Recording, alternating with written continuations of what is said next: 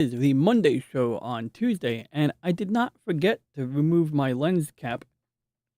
I left it on purpose because I wanted to illustrate something a little bit off topic. But in lieu of a cool opening jingle, like certain people in the chat, and other people who may or may not be in the chat or viewing into the replay who have cool opening themes and what have you, I just want to share with you something cool, scientifical, as they say. If you observe, you'll notice that the black screen has white dots on it, along with a noise pattern. What is that? What do you think it is? Well, basically, it's related to how my telescope works in a way. You see, on a CMOS image sensor, a image sensor basically converts photons of light into electrons, and so each pixel or each photo site will have a corresponding amount of electrons generated, and then in turn, that is utilized in order to assign a brightness value or something like that. What pixels are lit up more than others. But an image sensor, whether it be CMOS or CCD sensors, have a tendency to also convert heat into electrons. So the interesting thing is, the warmer that the sensor God, you distracted me. That's a good one. The warmer the image sensor is, the more noise you'll get. But on top of that, these pixel defects that you see will become even more prominent. So during the summertime, sometimes I'll have like a pixel defect, like a black dot, that I might not see in the winter time. And luckily, the positioning of my microphone sits right in front of that to hide that particular type of pixel defect.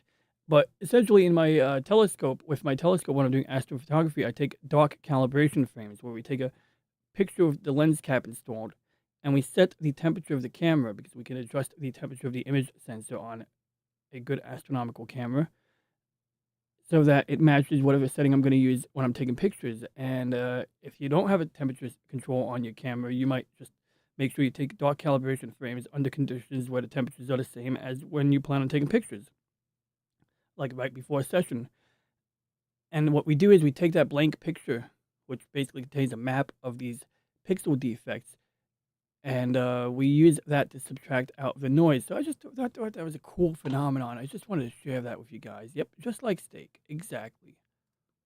And yes, you are subscribed to the Disney Sheepherder, which I'm glad to hear that. Hello, Curtis YZ Reacts. He always has good zingers. Let me get my lens cap off now. Oh, I lost the lens cap. All right, how's the angle? Oh, we have a monster here. Oh, crap. There's no room to hide it.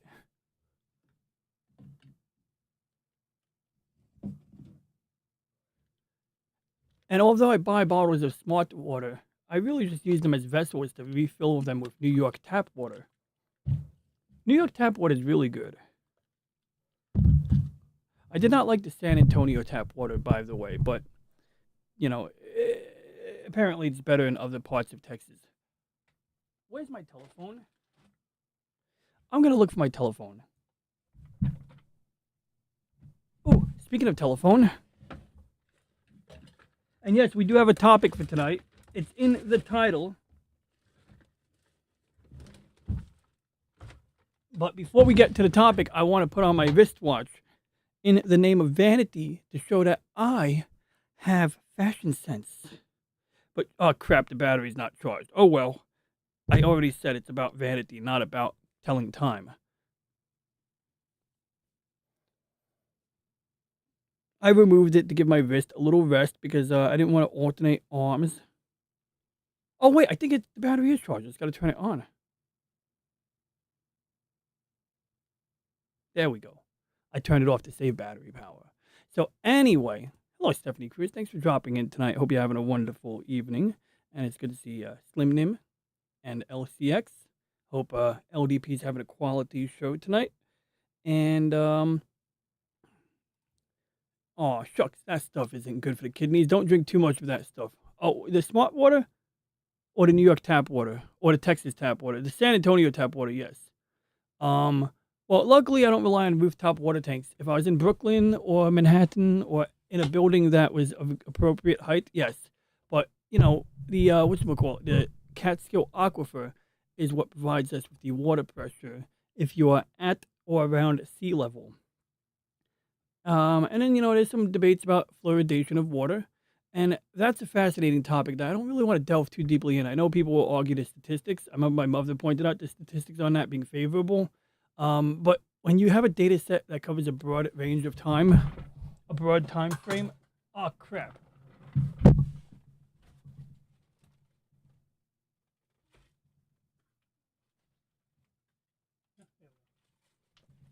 I just had to get something that I knocked off the top of my computer case. What's that orange thing? Oh, here we go. I got some envelopes here. Excuse me. I apologize for the last minute setup, guys. Yeah, I was going to move these envelopes here. Oh, and I have a great video in the future.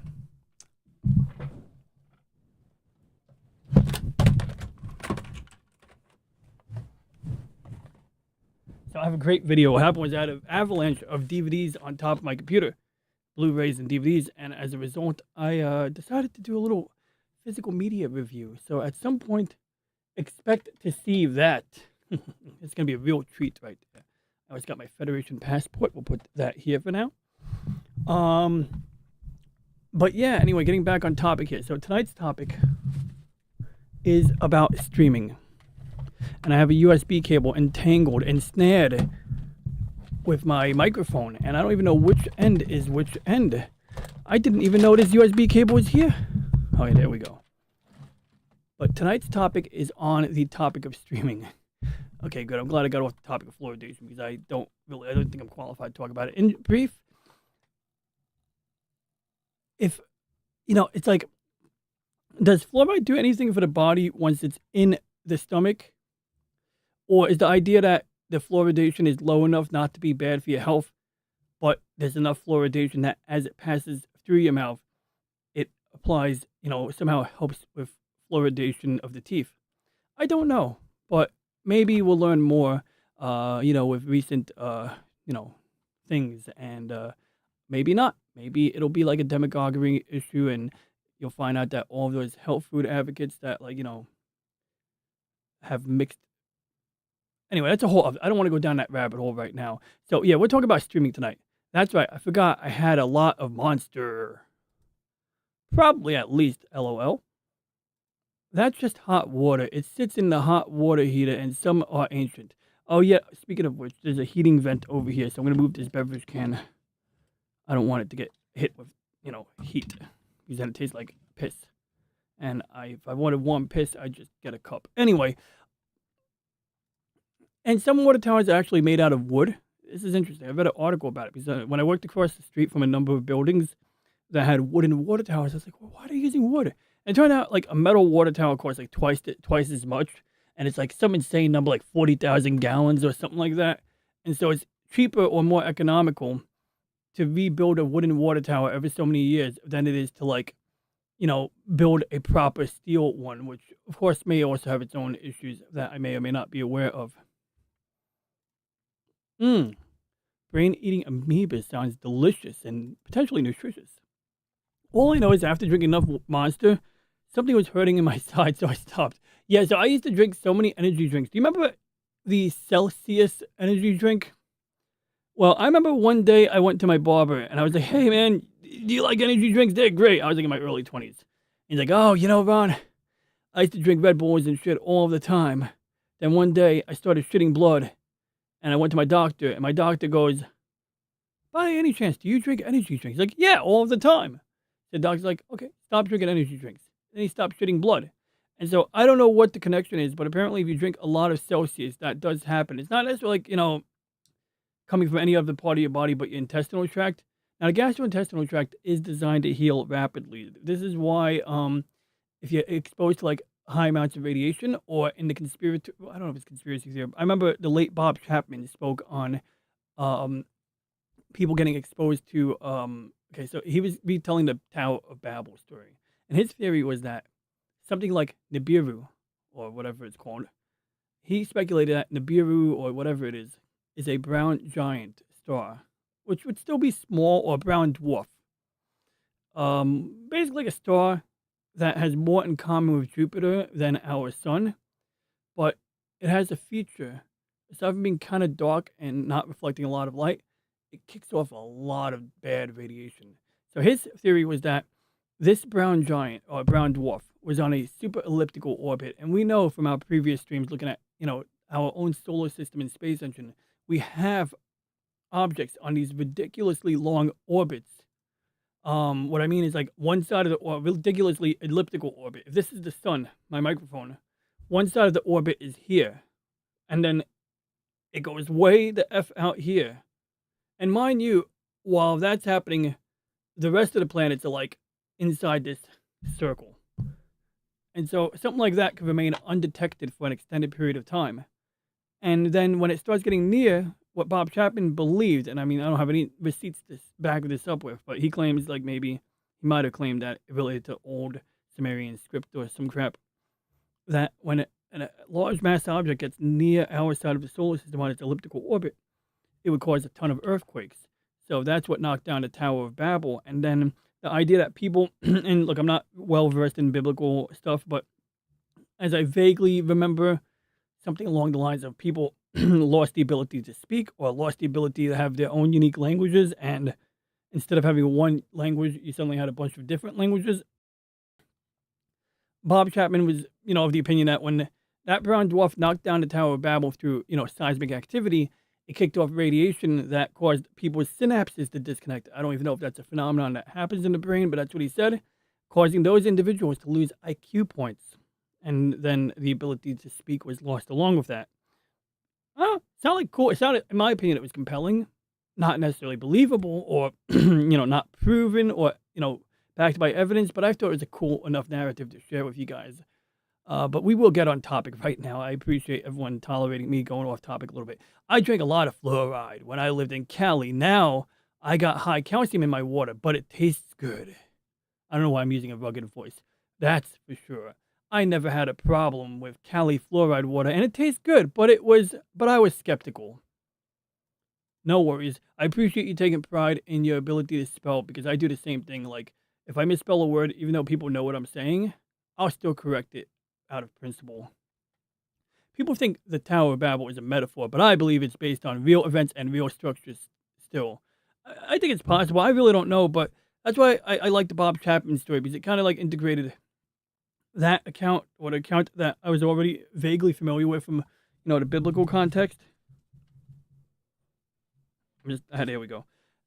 But at the same time, I never found my phone. I didn't bring my phone with me. Okay, whatever. I don't need my phone right now. I'll get it later. Yeah, we don't need the phone. I mean, this phone mount is kind of just here. There we go.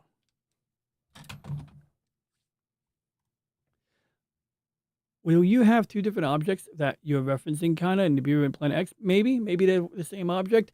One of these days we should do a stream like next week, maybe, or next week. One of those, where like we go over a YouTube channel where this guy speaks on a topic, but he's making shit up.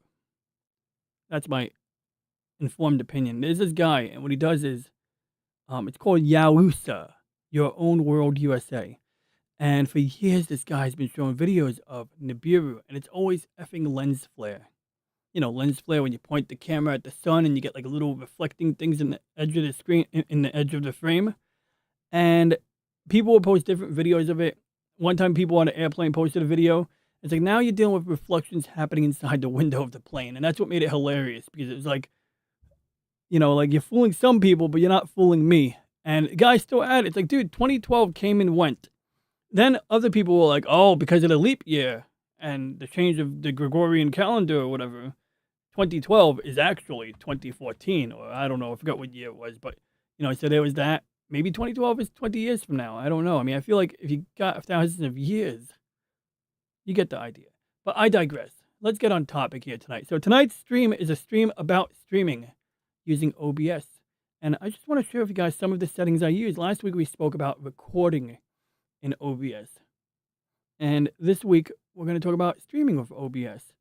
And In particular, why I use various settings. I don't like this fuzzy pattern here. Oh, I see what I did. There we go. Now we got the green blanket. Good enough. But yeah, last week we spoke about videos, and I still have a subsequent upload coming out because I didn't really finish the topic. We spoke about everything about recording video in OBS, excluding the actual encoding settings. So basically for the video, I still have to upload it that I already recorded. We spoke about all of these settings, but I didn't actually, like, once I selected the NVIDIA encoder, H.264, I didn't speak about the settings, because when you change your encoder up here, it's going to give you different settings down here. And I didn't speak about why I use these settings. So that's an upcoming upload. And in a nutshell, what we talk about today will be related to that, And basically, we can use a constant bit rate for recording video. And the bit rate that I would use for streaming versus recording would be different. So recording video, if I did a constant bit rate, it'd be like 32 megabits a second. 32,000 kilobits is 32 megabits. But I use a CQP, which is similar to a constant rate factor. And basically, the way you enter the quality setting is the same. A higher number means lower quality. A lower number means higher quality. You don't need to set it below 20 for HD. They say that standard definition, you can go down to 18. So when I want something that's nearly lossless, meaning very little compression and no loss of quality, I would pick either 18 or 20.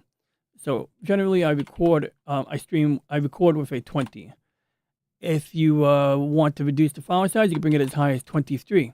Now, the main thing, whatever you're doing, anything above 23, it's going to make a noticeable reduction in quality. And if you do an experiment, you crank up the number, it gets crappier looking. But the main thing is that whatever setting you're picking, the bit rate is dynamic. It changes on its own. So if I have a simple scene where I'm sitting in a stationary position with a static background,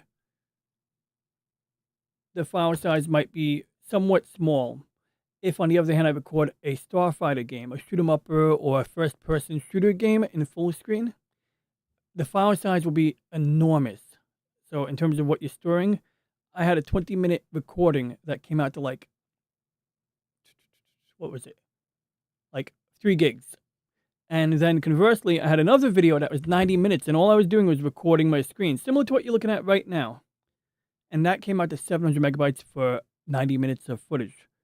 So it's like we went from like same setting gets us either 20 minutes of a game at 3 gigs, or with the same setting we get, 2, 4, 6, 8, 10. I don't know. It's about 2, 4, 6, 8.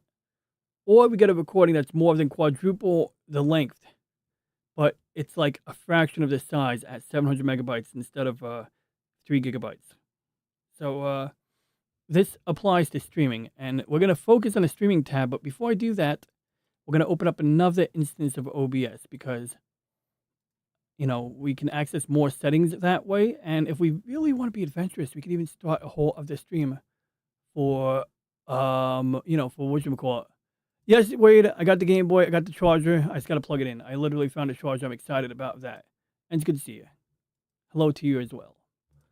I think a lot of stuff in the Bible is based on real events. I'm not necessarily religious, I just believe it's supposed to be an account of history. And if I find biblical events and studies, and I find biblical, excuse me, I can't read. And I find biblical events and studies interesting. Yeah, for the most part, look, I can see where there's historical stuff, and sometimes you could even like corroborate it.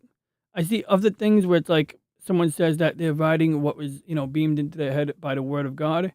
And that sounds a bit like a trust me bro scenario. But for the most part, I'm not going to hold Christianity to a higher level of scrutiny than other religions. And if it's inappropriate for me to hold other religions at a high level of scrutiny, then it's unfair to think that I have to scrutinize Christianity to a high standard, or vice versa. But, it's all on the table to discuss it. And I think that it's not my job to rain on people's parade. It's like, do your thing.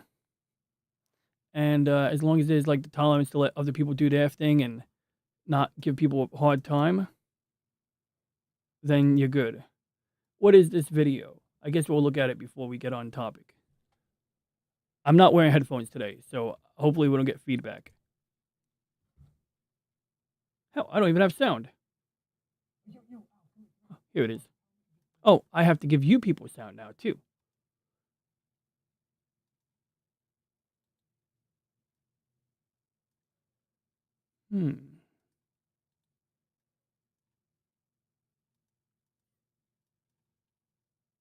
I have a funny feeling about this one. That's why I'm playing it.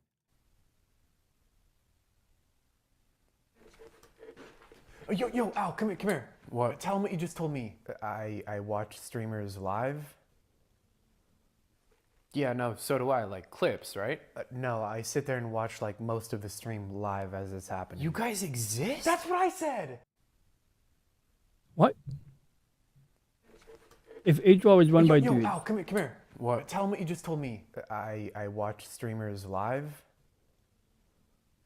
Yeah, no, so do I. Like clips, right? No, I sit there and watch like most of the stream live as it's happening. You guys exist? That's what I said. What? Oh, I kind of get it. Oh, I see what you're saying. Well, I'll give it a like because it was likable enough. And the effort put into it warrants a like, I suppose. Okay, so there's the other OBS window. Let's keep that handy for a moment. Yes, I was talking about bitrate. Okay, no more fucking videos. I'll play. Okay, so wait, it's video. For the 5th time this afternoon. I gotta say, that's actually a very smooth frame rate there, Wade. That is buttery smooth. I'm not gonna lie. I do believe that. He's on for the 5th time this afternoon. Like, I'm mesmerized. I'm fucking mesmerized. Pardon my language, but I am. He's on for. But let's keep me on topic because you know damn well I'm freaking easily distracted, guys. Okay, and not just me. And why is this video on? I don't care. There we go. And I got Twitter X. How do I have all this shit open? What is this? Oh yeah, this was good. I was watching Curtis Selby before. He had a great stream. And look, Loki. I have to watch this YouTube talk. There we go. I'm gonna bookmark that, keep that there, and add it to my playlist or something. But for now, we'll hit a like button because I'm guaranteed to like it. And well, Karumi is playing, so if I end this stream on time, no worries, Wade. I'm just pulling your leg, man. It's all good.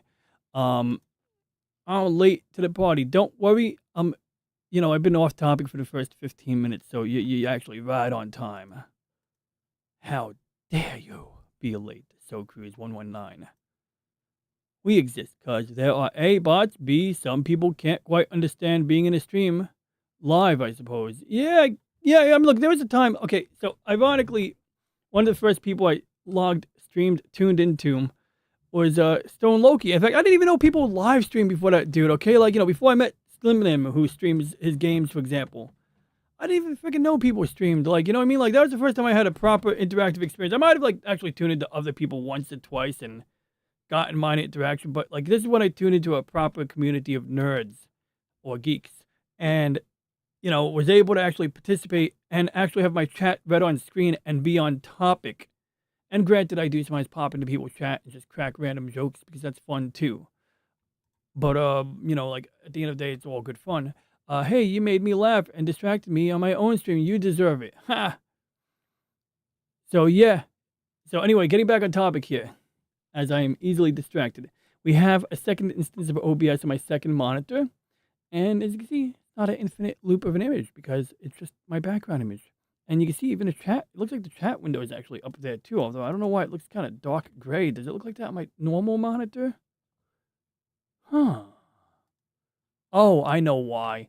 When I click on a message, it turns into that dark gray. Maybe I'll adjust the color key. Let's have a little fun here, guys. We're going to adjust the color key. This is going to be a fun exercise. Uh-oh, that's weird. Why is it doing that? Oh, I see what it did. Hold on. We're going to do something fun here. You're going to love this. We're going to do something fun. It's a little bit, you know, off topic, but we're going to, oops. What the hell was that? Did you just see that? I press Control Z, undo, and I get El Perro's ass on my screen. Okay, let's do that again. Okay, so here's what we're going to do. It's going to be interesting. We're going to do something fun here. How do I do this? Oh, crap. Okay, wait. We're going to paste it here. Okay, so we're going to do something fun. We're going to do a little experiment. this is off topic here. This is like totally like not the topic at hand. And I didn't even explain why I'm doing the topic at hand. But we need to fix that dark gray crap over there. So what we need to do is copy the color key or make a new color key. Color key 2, we'll just call it. And I need to get that shade of gray. So I don't really have an effective way to get that shade of gray. So we're going to do it like this. Mode, rectangular, snip. Snippity-doo-dah. That's funny. Oh, crap. I can't see my mouse pointer. No, really, I really can't see my mouse pointer. I'll try that again. Oh, what? This is... I can't see my mouse pointer. There it is. I see it. Okay. So I'm going to highlight the preview on my bottom monitor. Control C. We're going to go to my main monitor. We're going to open up Adobe Photoshop. Color copy. You didn't see that window, but whatever. We got to get the eyedropper. We do that right now. There's a color code somewhere here. I think. There's supposed to be a color code here somewhere. Like, I think if I don't... Oh, here it is. That. We're going to copy that code. We're going to go back up here. We're going to go here. We're going to tell it we want a custom color. I'm going to paste that custom color here. Hit OK. Close. And there we go. That's not really much better, is it? It kind of just fades into obscurity. I'm going to let it be. But what's better? You know, like, let's take a look here. Hello, Lady Mist. How you doing?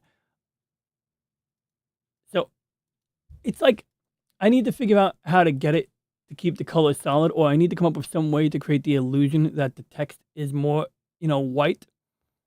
But I think it's better to have it like that. But do you guys think I should keep it like that? So, okay, we'll call this. This is letter A. Wait, I'm mixing it up now. Okay, this is A, right? Okay, this is A. Look at the top left corner where the chat is. That's A. And this is B.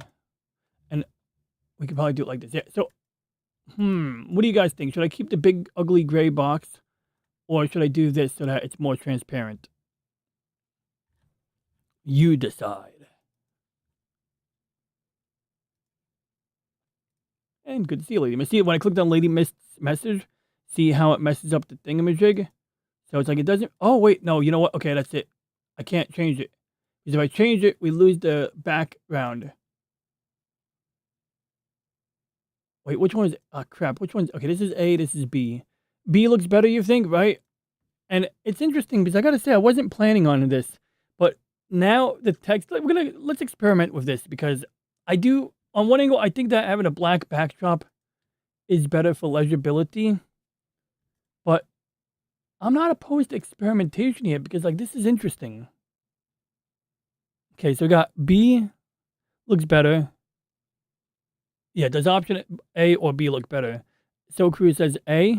This is option A. And overall, more legible. Option B fascinates me, but then you end up with some jagged edges, as you can see, like, you know, the edges of the flowers, and more importantly, the word hello. That's where we, you know, have a real problem right here. There we go. See, like, it looks okay here. It looks okay here. But then it looks kind of jagged now. See, like, how it looks all jaggedy? So, I'm going to stick with option A for now, and I will tinker with this on my own time. And then we're going to get back on topic now. The black one. Okay, yeah, I kind of agree on that. I appreciate that.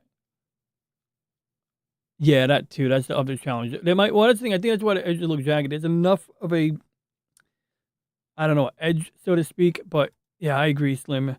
Okay, so now let me just clean up my bottom monitor as soon as I can find my mouse pointer. We'll lower the volume. We'll mute desktop audio in case we make a mistake and we play some audio. And the background has some white in the corner and it washes out the text. Yep, I got you.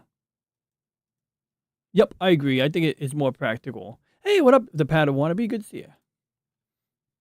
Okay, so now we're going to focus. Okay, there's a fresh OBS window, relatively fresh. And we're going to look at the settings. Now, bear in mind, I'm streaming to VStream. So whether you're using VStream or StreamYard, there's like two ways that you'll go about streaming. You would either go into the browser and use something called Restream Studio or whatever StreamYard calls theirs.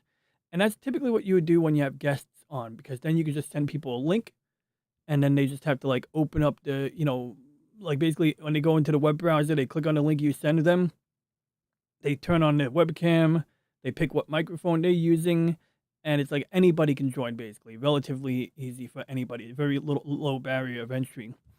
And that's basically how it works on both StreamYard and Restream. Hey, good to see you, Crystal Kitten. I hope you're doing well. I got to tune into Chaos. Hey, what up, James? So anyway, the alternative to that is streaming directly from OBS. And this is not using the virtual camera. This is like literally setting up OBS to link to Restream or StreamYard without using the browser as, something that you need to open. Because ultimately, when you're ready to stream, technically all you got to do is open up OBS and click Start Streaming, which is right above the record button. It's this green button here. Now, I do have the Stream Elements crap installed. So my OBS is kind of slightly modified and has a little bit of a different look at times. But basically, in any OBS, you're going to have that Start Stream, Virtual Camera, or Start Recording button down here.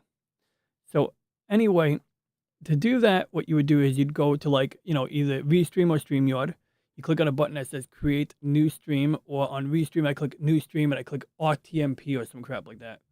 And then on the Restream webpage, it gives me numbers. So if I go here where it says Stream, I have to put in the server address, and I got to put in a streaming key, which is just a bunch of letters and numbers. And there are other ways you could do it.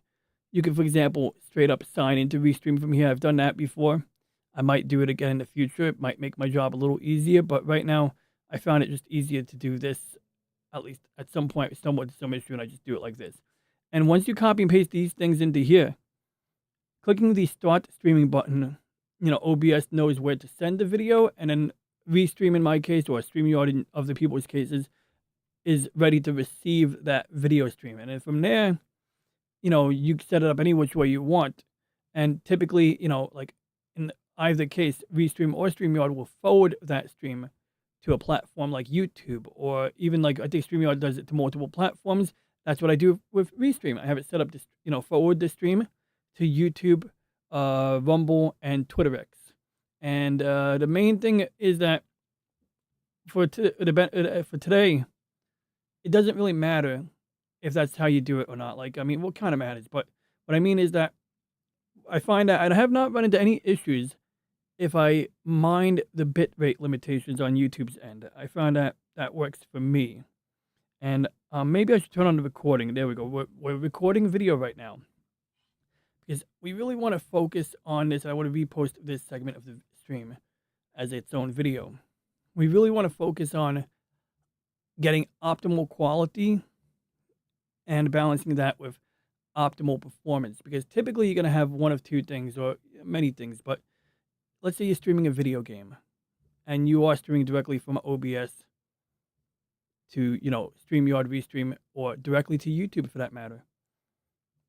Either you have the setting set up in such a way that the bit rate is lower, or the quality setting is lower, and you don't get any issues. Like, it's not skipping, it's not buffering, but the quality gets kind of crappy. Like when the camera is panning, or when you're playing a first-person shooter and the character is moving left to right really quickly, you get like more blockiness. It sort of looks like a combination of blurriness and large blocks on the screen. Conversely, if you set the bitrate to what YouTube recommends, and you're on a cable modem with internet with inconsistent connection speeds, or you have a limited upstream, and we'll talk a little bit more about that in a moment. The limitation of how much you can upload at any given time, is going to interfere. So you may have to choose a lower bit rate than what is supported on the upper end, which isn't very high, but it might be higher than what your internet connection can handle. But at the same time, you don't want to use the default setting in OBS, because when you do, that guarantees that it'll end up looking like crap if you're doing anything but a basic Nintendo game and, low action situation. And I do want to say hello to Caleb Reynolds. It's good to see you, buddy. I hope you're having a wonderful night. Tuned in to me the other night. I haven't tuned in for a while. I was glad to be able to see his stream live on TV. Well, on my computer screen. You should have some kind of long play game, open panel chat, and sometimes about a game you can beat. That sounds long. The long play part scares me, Slim. No, but jokes aside, what do you mean, like, That time I played Super Mario, the Lost Levels, and used save states. That's my speed, yo. I loved playing Super Mario, the original Super Mario 2, the Japanese version, with save states because that game is like torture if you don't. Does Restream send your stream to multiple URLs? Why, yes, it does. Hey, Janet, how you doing there? It's good to see you. But while we're on topic there, we might as well. My lag? What lag? I don't have lag. I have superior speed. Nah, but jokes aside, I'm glad you brought up that question. I think it's worth briefly taking a look at. So let's go to my left monitor, and you can see right over here. I'm streaming to YouTube up here. I'm streaming to Rumble. I'm streaming to TwitterX. And when I set up this stream, it actually had the code right here where the screen is. It had the URL or the server address and the streaming key right here. So those are what I copied and pasted into OBS. And YouTube always works. Basically, I just click edit here. I type in the title of the stream. And then when I turn this on, it forwards it to YouTube. So what that means is if I go to studio.youtube.com, which is over here, whenever I create a new stream from here, and I hit this on switch for YouTube, I go to the channel dashboard, I go to content, I click on the live tab, and yes, I have a video I was going to upload. It's a Sailor Moon live action musical, but it doesn't really play anywhere, so I've never made it public. I have another one that's unlisted. If you guys want to see the unlisted Sailor Moon musical video, let me know. I'll drop a link in the chat, but I have a feeling that might not be in high demand. I didn't even give it a proper title yet, but let me tell you, I learned a lot about de-interlacing video that is not properly interlaced. See, what happened was somebody uploaded a video where there was like scan line artifacts, combing artifacts coming up on the video, but the problem was every video on YouTube is not interlaced. It's progressive scans. So how do you de-interlace a video that is technically not interlaced? Well, as it turns out, you can do it, but that's a video for a different day. So back on topic here, I'm sorry. So yeah, we went from here. I clicked on live. So bottom line is that when I go to Restream and I put in the settings here and I toggle this on, now there are some settings in here that relate to YouTube that like I put in ahead of time, but what I like is the settings are persistent. So for like multiple weeks in a row, possibly 6 months straight, for like quite a while, all I got to do is type in the title, hit the on switch here, go here, click on the live tab in YouTube Studio, and maybe hit refresh. And this will come up on the list. And so before a stream is actually on, all I got to do is click on this icon here. See right here, it says View Live in Control Room. And you could do other things. So for example, I go to Details to edit the stream. Now, why would I go to Details? Well, for the longest time when I started streaming, I had to constantly click on No, it's not made for kids. And if I didn't do that, the chat wouldn't work. I think I changed the setting on the back end somewhere so that it knows the correct default setting. Let's go back. But the most important or useful thing... Hey, why is there a guy in the corner of my screen? I'm sorry, guys. Let me get my camera on. I'm depriving you of my face. Jokes aside, though. I go to the trouble of turning on the lights. We might as well turn on the webcam, right? There we go. So, anyway. This is vital here. This icon here. View in live control room. Now, before a stream starts, the chat will already be to the right. You'll have the same edit menu that we saw earlier. So clicking here will bring you to the same page I showed you a moment ago. But essentially, yeah, this gets spawned when you create the stream, when you schedule it. So in this case, I had to tell Restream I want to schedule a stream. I've already added YouTube a long time ago to this list of different destinations.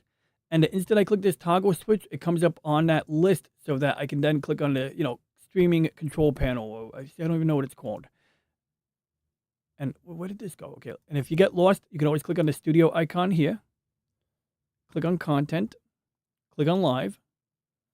And then right here, view in live control room. So once you, toggle that switch on the Restream or StreamYard side, it spawns this on the YouTube side. Like it spawns that list I just showed you, and you can click on this dashboard. Obviously, the video in the corner will not be playing with whatever delay that may be present right now. But essentially, I leave this open before the stream even starts. And in fact, part of my checklist is I click on the pop-out chat button here so that we get a window. And then I can use that window so that I can click on your names and it'll show whatever's on the bottom of the window. And the way I have it set up, I have to resize this window a certain way, but it's really handy because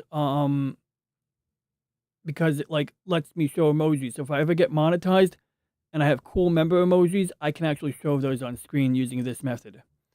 Also, if you do the pop-out window, you can click refresh over here so that you still have the chat over here and in the pop-out window. And that's what I always do whenever I start a stream. But one of the reasons I leave now is a little bit off topic of, video quality and all of that stuff. I'm covering a little bit more ground than I intended to, but it's worth covering these answers. I always, the statistics are nice to see who's watching and how many people are watching, but what I find vital most of the time is here, where it says stream health. Stream is healthy. Look at that. It's healthy. It's eating well. So, whether it doesn't matter which tab. I hope the chat still works. Because sometimes if you close, okay. It looks like it still works. I just want to test something. Sometimes if you do a pop-out window, someone send me a test chat real quick. I want to see if this actually works because normally when you do a pop-out window, sometimes the link between the two things get disconnected and it doesn't update the chat. So I hope I didn't break it just now. I probably didn't break it. Anyway. Wait. Huh? Okay, well, I don't know. Either way, I'll just assume it's working. But this is superbly vital right over here, guys. Good. Okay, thanks. Okay, good. It works. It's not eating seed oils. Good job, stream. Thank you very much, gentlemen. Okay, so this is superbly vital here. When I play a Godzilla clip or a scene from Mobile Suit Gundam or anything that's copywritten, and YouTube detects copywritten content either by the audio or by the video pattern, apparently. Because I've done it where I've muted the audio and I played a video and YouTube was still like, putting the kibosh on it. So essentially, it's vital that anytime I'm playing video clips, like when I did that Dune stream and I skimmed through the Sci-Fi Channel, Children of Dune, it was vital that I kept this particular thing on my screen because it will tell you if you're playing copywritten content, it'll tell you right here. And if you see it soon enough or quickly enough and you stop playing the content, it won't even interrupt your stream. If you continue to play the copywritten content, it'll temporarily interrupt your stream and then you stop playing the content. It'll then resume the stream. If you keep playing it again, it'll eventually end your whole stream.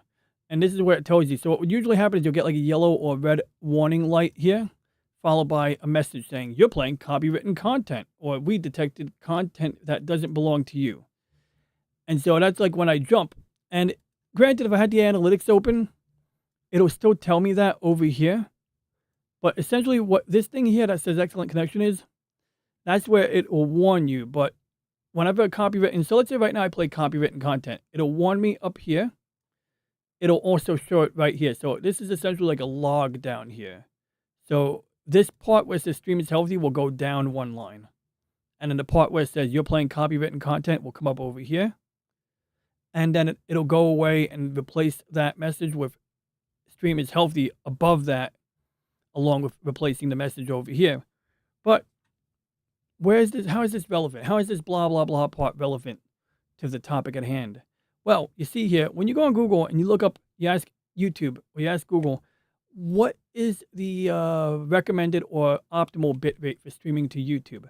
You'll get a number like, or in my case, I Googled more specifically. I said, what is the optimal bitrate for streaming to YouTube with a resolution of 1080p at 60 frames per second? And they actually have a chart and the numbers next to it. But the main thing that matters is that they'll recommend a bitrate of 12 megabits per second. So how do you change that setting? Well, let's take a look here. And reason that's relevant, I didn't even explain, is because if the bitrate is too high, YouTube Studio will yell at you right over here. It'll say, your bitrate's too high. This may or may not cause problems. Like it may or may not. Literally, well, it doesn't literally say that, but it basically says that. And the truth is it might not cause problems to have too high of a bitrate, but it means that now there's going to be more re-encoding on YouTube's end. So it might increase the delay.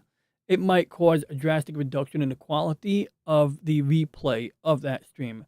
It might cause weird challenges if you have to edit your old stream and go back to the YouTube Studio and say, "Oh, I maybe like you showed your boobies by accident on stream or something like that time I showed my boobies on stream.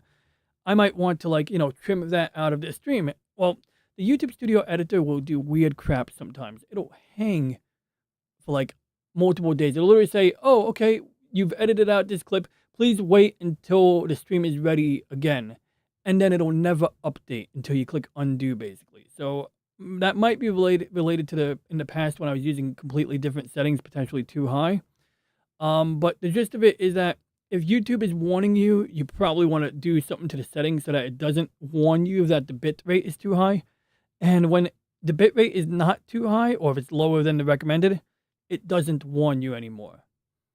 And so I figured out the setting that I can use, the maximum setting that I can use without warning me. And I see you, low spec. I'm glad. I'm going to touch on that in a moment because I think that's actually very cool that we can analyze your scenario, because I do need a scenario that I can compare mine to, because that's part of this topic is getting optimal results under different conditions. So I'm going to be talking about an ideal scenario, and then after that we're going to talk about maybe not an unideal scenario, but like what I would do. And that's okay. That's a great example too. Yeah, this is a great example here. And I think your logic is sound. I think you arrived at a correct conclusion based on your circumstances. Makes sense to me. We'll touch on that a little bit further. See, some people might have the option to go a little bit higher than low spec, and we'll talk about that in a moment. I want the penguin. All ads are property of the ad agency, usually. Well, I don't play ads so much, but it's when I'm playing like an episode of Sequest. Like literally, I bought the Blu-ray of Sequest DSV. When I played the video on screen without the audio, it caught it very quickly. So then I created something when I played Gundam on my screen. It's like a pattern, like with transparent hexagons.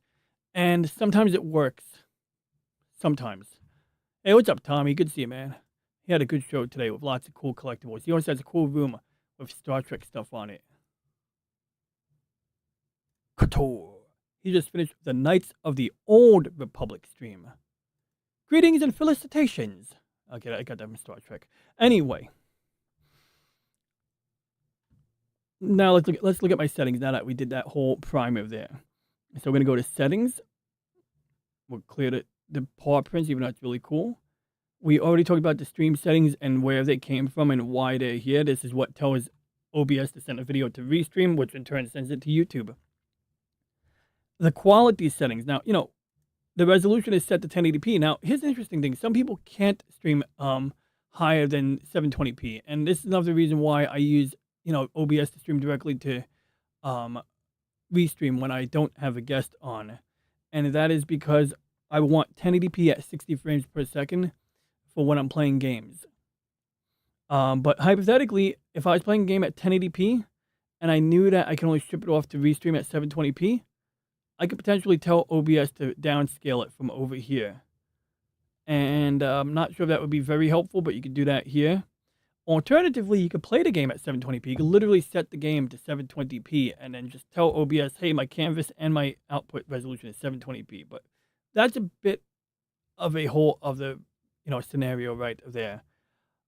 I also noticed that when you're doing streaming or recording, there is a downscaling option here. So I don't know if this is I guess this is where you would do it. I'm not, like I said, I haven't even explored that aspect, but if I needed to downscale to 720p, I might do it over here. But let's not muddy the waters right now. What if everyone copyright reported the ads? Would they reduce at least? That'd be kind of cool. I don't know, but it might cause a lot of, I don't want to endorse anything that might be troublesome. Hey, what's up, LCX? Okay, so low spec Linux laptop uses 2500 kilobits per second, 2600 kilobits per second, which is a cool number because it relates to the 2600 number, and 720p at 30 frames a second, 30 frames per second on a max upstream of 5 megabits.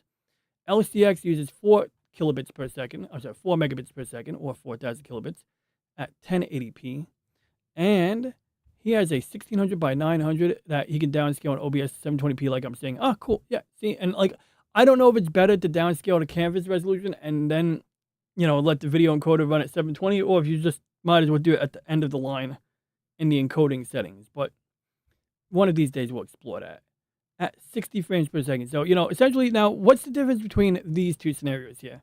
720p at 30 frames a second at 2.5, 2.6 megabits a second, or 4 megabits a second at 1080p and 60 frames per second.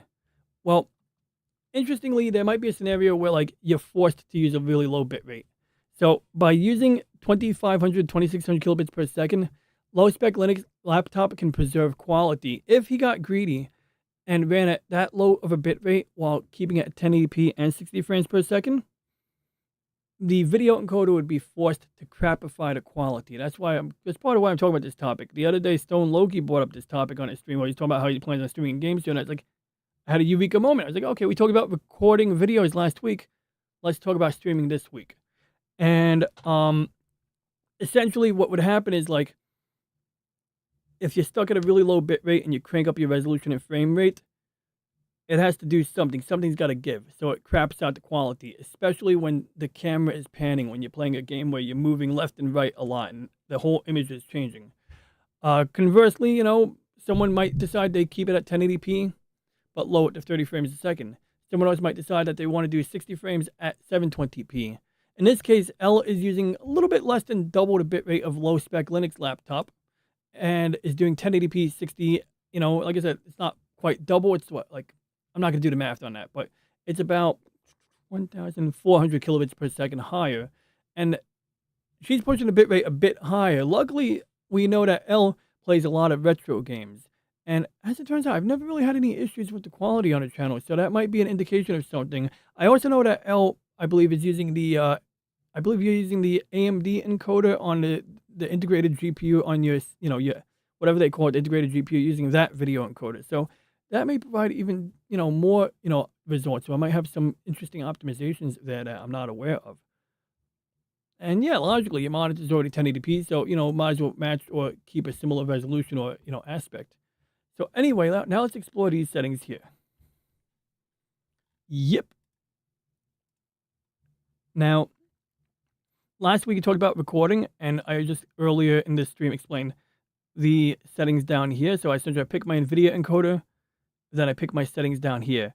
And for streaming, the rules are very similar. So in this case here, remember, I'm in advanced output mode. So what happens if I go to simple? If I go to simple mode, streaming and recording settings are on one page, and some people might find this to be acceptable. So you know what? We're going to start with that. Yeah, so this is a weird thing. The GPU does the gaming, but the NVIDIA encoding shouldn't take from the GPU anyway, not in the conventional sense with the 3D acceleration. But what messes with my brain is the fact that OBS is still going to tie up the main GPU. Unless your monitor is plugged into, like, trust me, it's a weird rabbit hole. If you test it, you'll see what I'm talking about. But it might not, using the NVIDIA encoder might not have as much of an impact on gaming as it might appear otherwise from outside. But use what works. I would not endorse changing anything that already works. And clearly what you're doing works. So yeah, don't change it. But at the same time, I bet you might be surprised that switching to the NVIDIA encoder, and I'm not, once again, not endorsing it, you might be surprised how much it doesn't impact gaming performance. But like, to be crystal clear, yeah, L streams always work, and I've never seen a quality issue there. So that alone, if it's not broken, don't fix it. I'm using integrated GPU graphics. Oh wow, you got a graphics card? I've been looking for one of those. I only have a graphics card, but jokes aside, I know you misspelled. I know it's just a typo. On the Ryzen 3400G unit, so I need the streaming part to be as light as possible, but still good. And yeah, I dig that. You're striking a balance there. It makes logical sense to me too.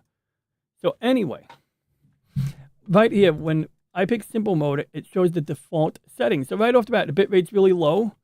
Low spec Linux laptop, like I said, he streams at, you know, 720p, 30 frames a second, and he uses a slightly higher bitrate. I can sustain a solid 12 megabits per second on my cable modem. I'm sorry, on my fiber optic Fios. But back when I had a cable modem, my max upstream was something like 10 megabits per second. So right off the bat, I had to bring it below the recommended. But on top of that, you're sharing internet connection with other computers in, you know, the house, let's say, other people using it. What if somebody uses a video conferencing app, or someone else happens to run a live stream at the same time as you're running yours? Now, if you got, like, let's say 10 megabits upstream, and let's just assume that it's a consistent 10, and you manage to set it to 8 megabits per second, but then somebody else is streaming, then you got to use common sense. You got to lower yours a little bit to, facilitate for that. So that's no longer a concern or an issue for me. But that's an example where you may choose not to. Or you might have a cable modem that has 20 megabits a second upstream, but you know that during peak times, it bobs up and down. So you might say instead of doing 12, you're going to do 10. So many different things. No graphics card, just CPU. I got you. An integrated GPU. The GPU or whatever they call it, that's in the Ryzen. I got you. Which is sort of like, if you look at the die under a microscope, I think I wonder what a picture of a Ryzen 3400G looks like. Ryzen 3400G die pic. Yeah, there we go. We got a beautiful picture. Oh, this is hot. It's turning me on here. Oof. I love this type of picture. No, I'm kidding. Okay, that's terrible. But jokes aside, in all seriousness, this is a cool picture. So this is a CPU die pic. Why I brought it up was, come on, I don't want to open up a picture file. I want to open it in a new tab. Whack. Hang on. I just want to make sure I don't accidentally open up the wrong picture. My biggest fear in life is opening up the wrong picture. Okay, good. Okay, we're good. Okay, just Mars. Okay, I just want to make sure there's nothing inappropriate there. You never know, because like last week I had an AI picture of a woman with 3 legs. Okay, you don't want to know what I generated after that. Okay, so this is the CPU die under a microscope, and a model that doesn't have a GPU would either have this part disabled. Sometimes they do that on graphics cards. I mean, CPUs, they'll just disable the faulty components because they're mass produced and then sell it as a model that doesn't have that feature. Or maybe they have a completely different die. I don't know. But essentially, this is interesting. I thought what I was expecting was the early Intel GPUs that had, the early Intel CPUs that had integrated graphics. You would have actually 2 dies. In fact, I can show you an example of that one. That's okay. So Intel CPU separate graphics die. Oh, crap, that's not it. There it is. There it is. Okay, we're getting warmer. Okay, good. We have some prime examples here. Okay, so this is the lid. That's delidded. Now this one's a little more exotic. This is an 8th generation, but here's a very simple example here. One of these is the CPU. I believe the smaller one is the CPU. And the larger one is the GPU, if I remember correctly. And so an example that Ryzen 5800, what is it, whatever G unit it was, 5600G or I forgot, 3400G. This is all on one piece of silicon, basically. And I guess that would reduce the latency between the communicating, these things communicating with each other. So there's pros and cons of both. But yeah, I just thought it was kind of cool to share that, a little off topic, but oh crap, I didn't mean to close that. Okay, there it is. So yeah, I don't know, I forgot what my point was, but I just thought I'd share that with you guys today. I think it may impact performance on the RX 580 though. Okay, oh yes, that's true. I'm sorry, I forgot you have RX 580. That's a completely different beast, L. So yeah, you'd know more about that than me, and that sounds reasonable because there's no reason why AMD would, their GPU would work exactly the same way, or that their video encoder would work the same. So in this context, that strengthens the logic behind your reasoning there for using the GPU that's built into your CPU for video encoding. That's very logical. And I think my friend recommended I get one for my backyard PC for the telescope, but I didn't want excess heat during the summertime to be kicked off by the graphics. And even though I thought, yeah, maybe I could use it, I kind of knew I was going to use that computer to do video encoding when I'm not using it. So I wanted to have as much, speed and power available to that task, like for CPU-based encoding as opposed to GPU-based encoding, like where it's actually using the CPU to do the encoding, because that'll get better compression and better quality at the cost of more time and energy consumed. Well, whatever you're using works. If I was doing it today, I would get a Ryzen 5600G.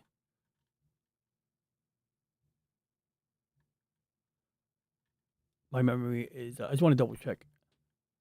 3400G, you have 3400G. L has which one? Or whatever. There's a lot. See, whenever I scroll up, the text turns gray when I click on it. So, yeah, it's a double-edged sword with the way the chat works here. Okay. With my GPU crashing from OBS often whenever I restart my PC. Only when you restart your PC? Oh, I see.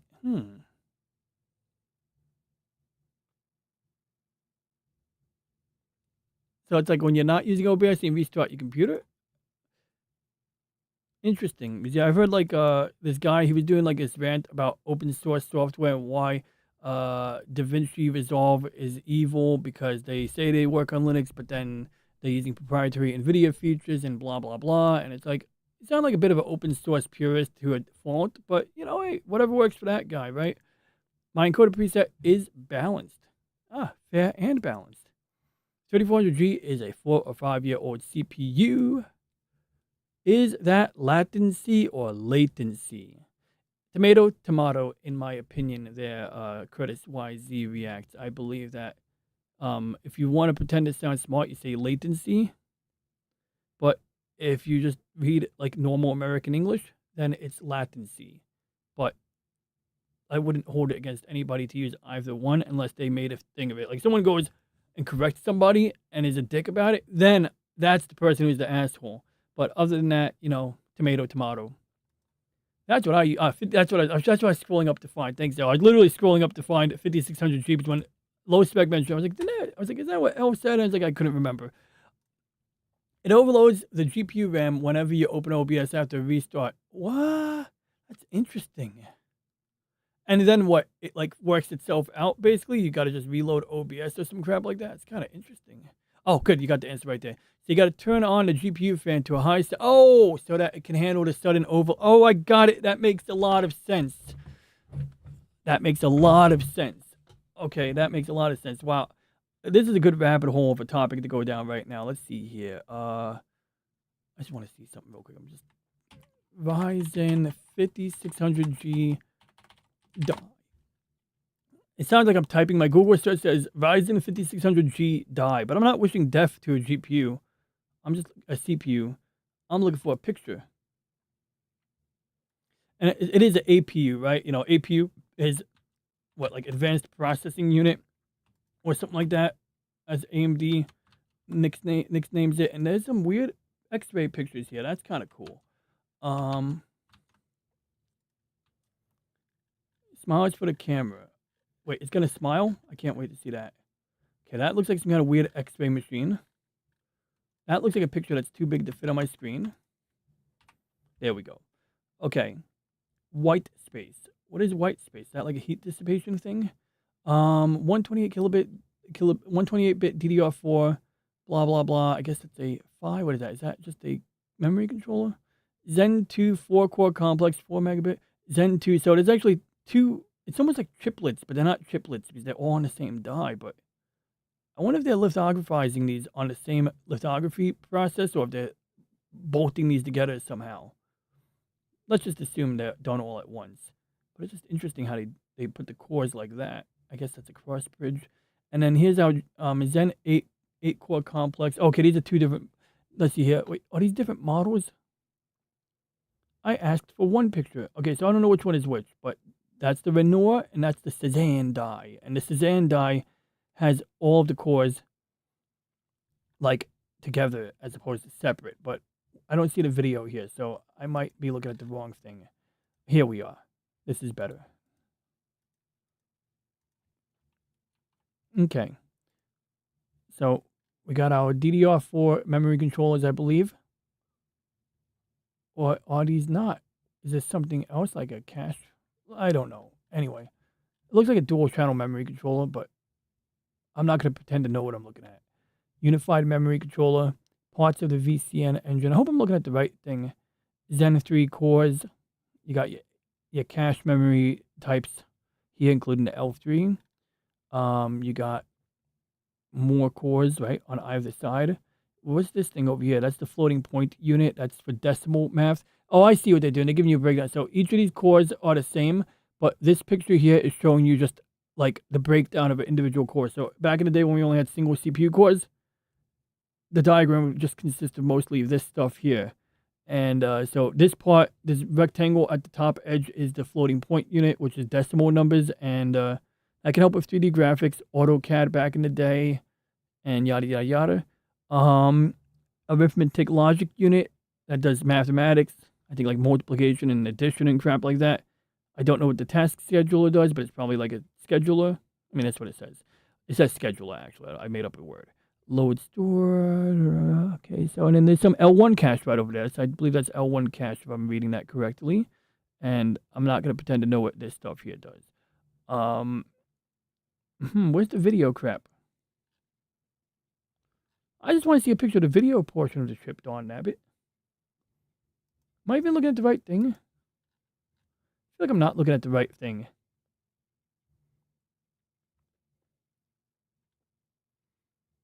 Is that the video? 4-time color RPOs, 4-time color RPOs. That might be the graphics crap. Oh, yeah, there is. Vega Compute Unit 9.3. That's got to be the graphics. And it looks very GPU-y because GPUs, you know, they're not multi-purpose processors like CPUs per se, but they tend to do a limited set of tasks very well. And they also a little bit more they're allowed to have errors in them because, you know, what's one messed up pixel, you know, at 30 or 60 frames a second. But anyway, so bottom line is what Elle was saying was, well, like what it sounds like to me is that when you restart your computer, you open up OBS, and then the GPU kicks into action, or the APU, whatever, the graphics portion in your CPU kicks into action. And unfortunately, I don't have a picture of one. I was hoping I could just point at one part in that diagram and be like, that part generates a ton of heat. That was what I was actually trying to do. And so at that point, yeah, that's what you do. You set your fan to high, and then you reopen OBS or whatever, and then suddenly it don't crash anymore. So that's kind of interesting. I got you. It's Linux Begots here. Yes, 5600G has built-in graphics. I'll be damned if I can find which part that is, but I don't doubt it. Maybe if I... No, that's off topic here. I'll get myself back on topic. You can still do a really nice budget build with the AM4 platform. Yeah, I mean, I got the AM4 out back right now. I mean, it wasn't exactly budget, but I like that computer. It's a great computer. All right. The Vega is the graphics. Thank you. So, based on the theory that I was hereby outlining, I don't know why I'm talking in a British accent, this part gets toasty all of a sudden when it wasn't expecting it to get toasty. And for whatever reason, the CPU fan doesn't throttle up in time. And it causes brief instability. At least that's my theory. I don't know if that's accurate. There may be some other thing going on there, but that's my working theory based on what L and Low Spec have indicated.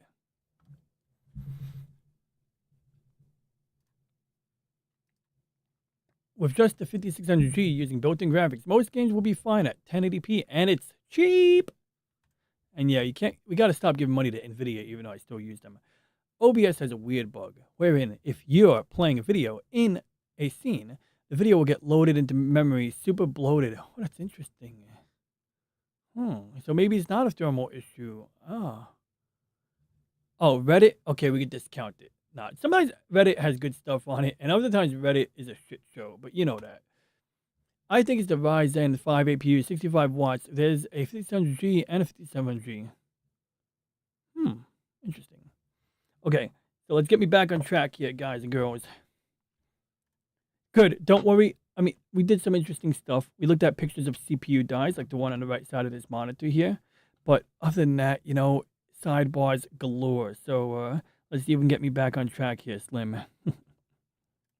And a low thermal design power, which is pretty sweet. So anyway, yeah, default setting is 2500 kilobits per second or 2.5 megabits per second.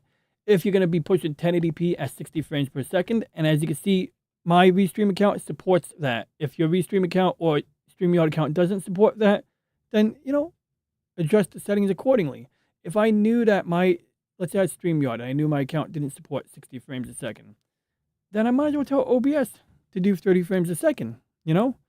Or, you know, downscale the canvas or do it over here, right here, like literally tell OBS to downscale it, which interestingly, it doesn't let you downscale the video over here. You have to click advanced mode, then downscale it. So you may be able to work around that by keeping it in simple mode and doing the downscaling over here.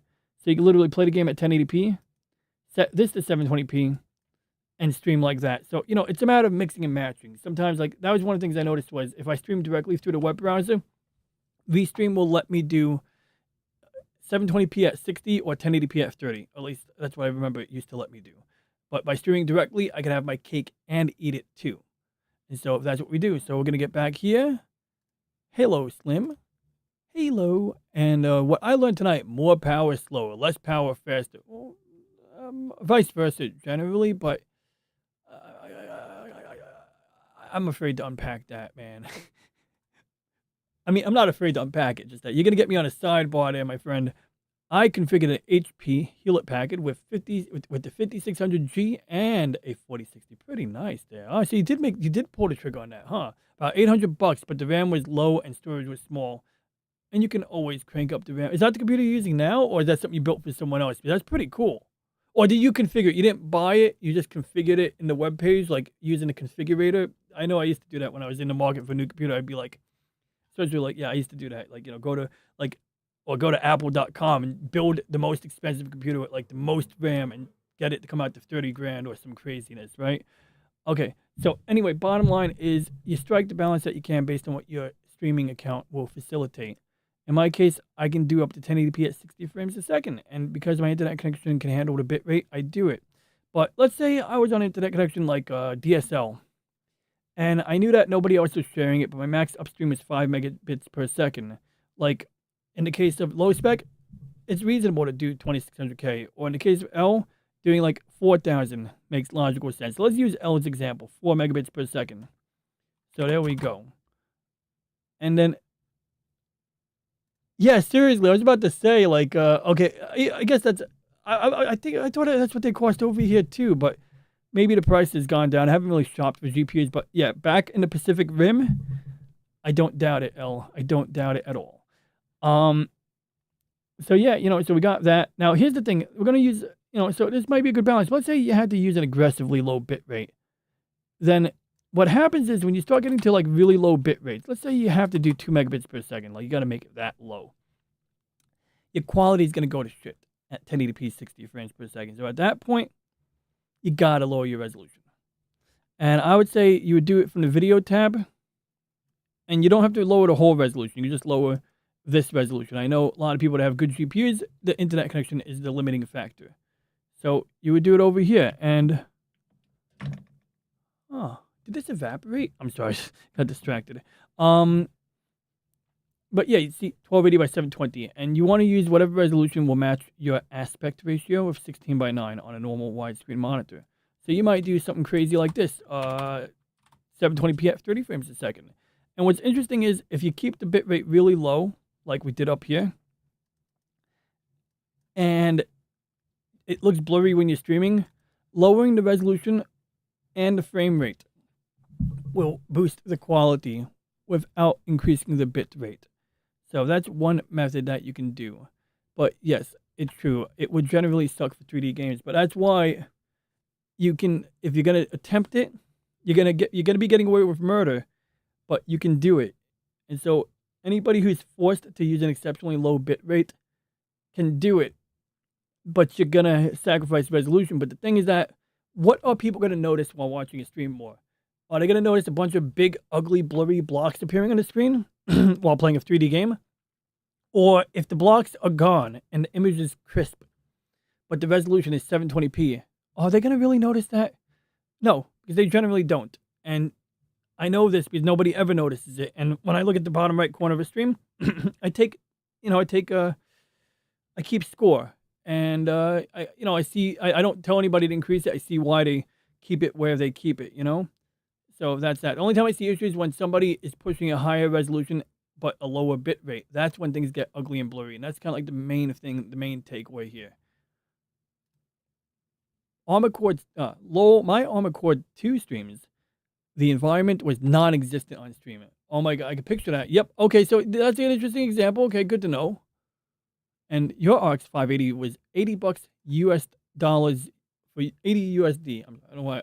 I read that as used, and I was like, okay. Anyway, so I did the configuration. I put the link on Nello Wolf's video. It's possible, even likely, I'm wrong, and the AM4 parts are getting scarce. only maybe 50 motherboards available from there, maybe 500 models made. 30 frames per second, huh? It's a hell of a trade-off. And where would it be appropriate to use 30 frames a second? I'm honestly not sure. But I got a friend, he plays games using Parsec. Like, he has the games running on his server, like Necromunda.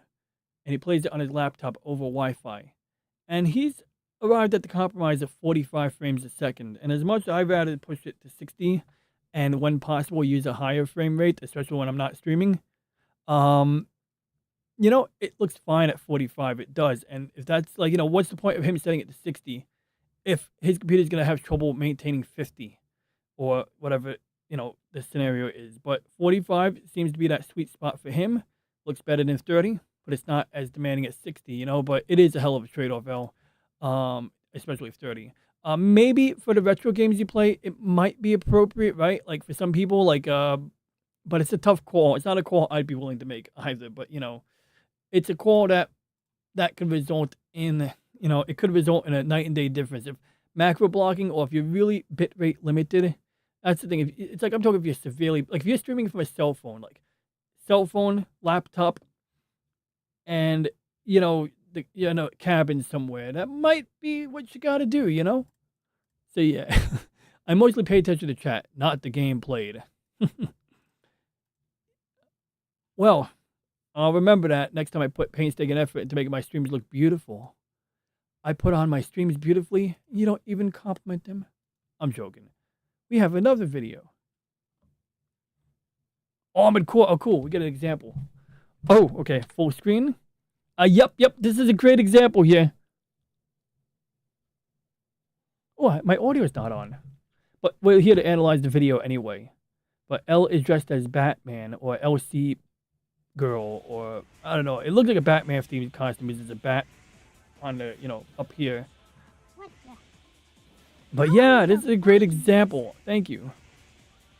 This is perfect. Like, it's perfectly imperfect. No, this is like very helpful. Like, this is illustrating the case and point. And let's do a couple of things here. So we're gonna do stats for nerds. Where's the button? Oh, I gotta right click. Stats for nerds. Nerds. And then look, see, L's got 1080p at 60 frames per second. It says it right here. And I believe you said this was at 4,000 megabits, 4 megabits per second. If it was 4,000 megabits per second, it'd be a whole other story. But at 4,000 kilobits per second, or 4 megabits per second, and I'm going to pretend to know what these numbers mean. Now, jokes aside, it's, you know, pretty clear. The buffer, the network activity, doesn't really have to do too much network activity when it's done buffering.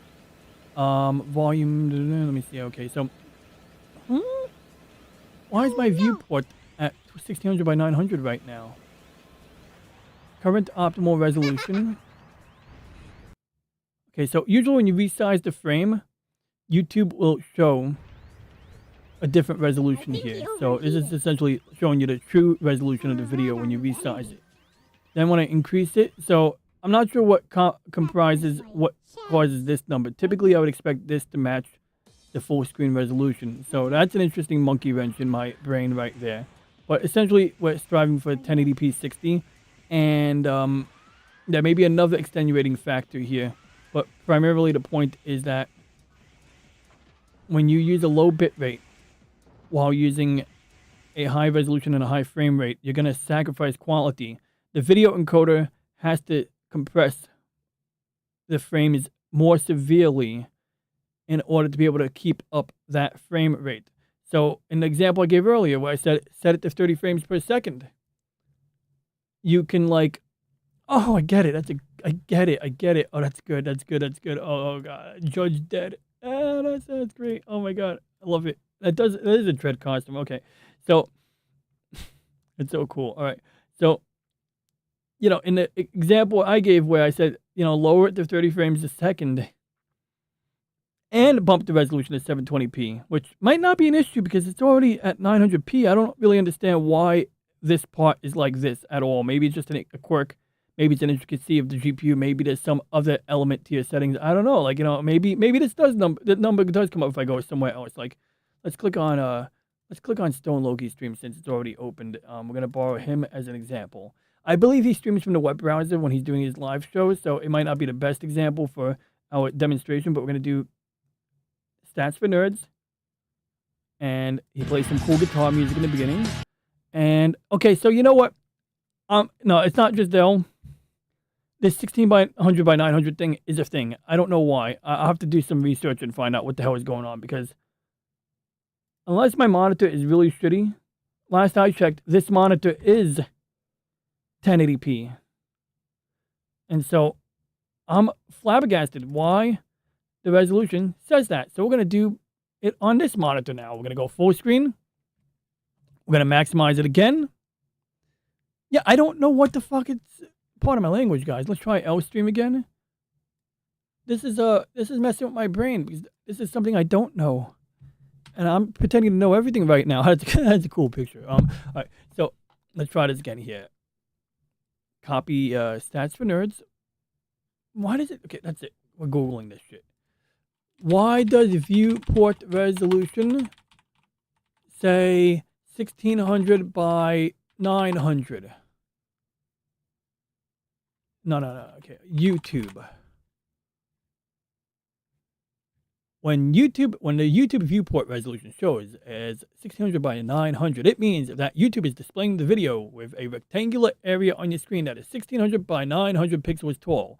It's likely because your monitor's native resolution... It is not. My monitor's native resolution is not 1600 by 900. And YouTube is adjusting the size to fit that space. That's bullshit. Okay, guys. So, we're ending the stream now so that I can go and research this. We're going to come back in 3 weeks with a full report on what is going on. Now, jokes aside, we're going to get back on track in a second, but this is messing with me right now because, like, I understand this explanation. I don't understand why this explanation applies to me. And I don't like it because it makes it hard for me to confidently deliver the information I intended to deliver you guys tonight. Like, no, there's something, no, this is bullshit. Maybe I'll watch this guy's video later.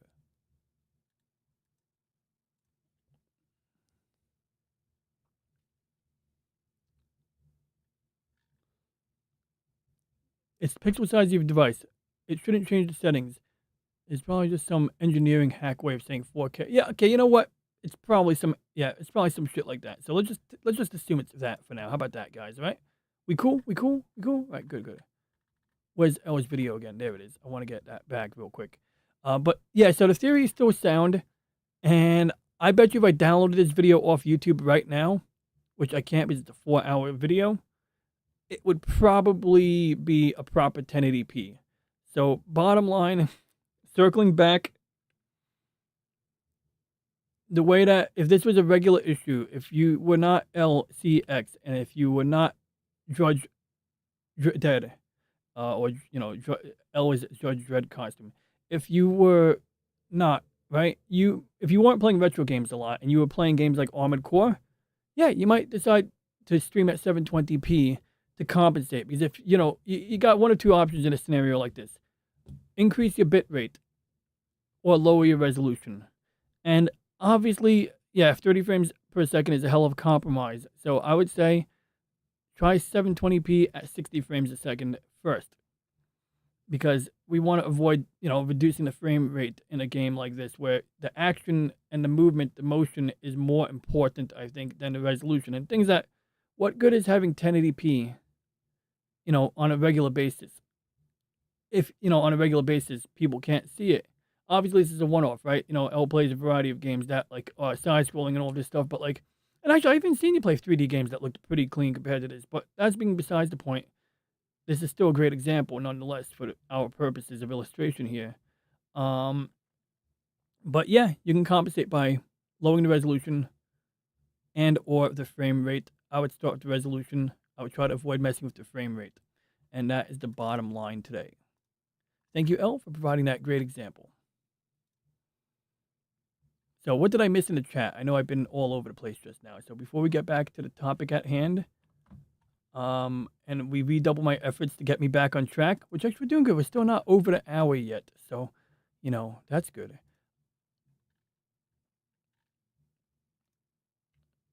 Look at the environments here. 2000K. Oh, that was 2000K. Okay, that explains it. Thank you.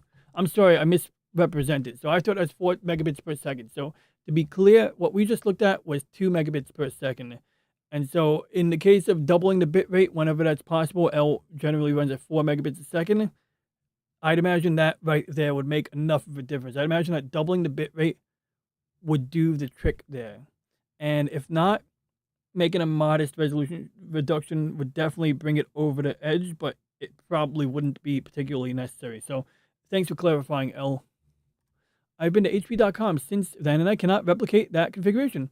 You know, if we had replicators like on Star Trek, you could just replicate computers. You go, hello, computer, please replicate the following computer, and problem solved. I don't even know. I'm going to guess you're laughing at something I said minutes ago because I'm way behind.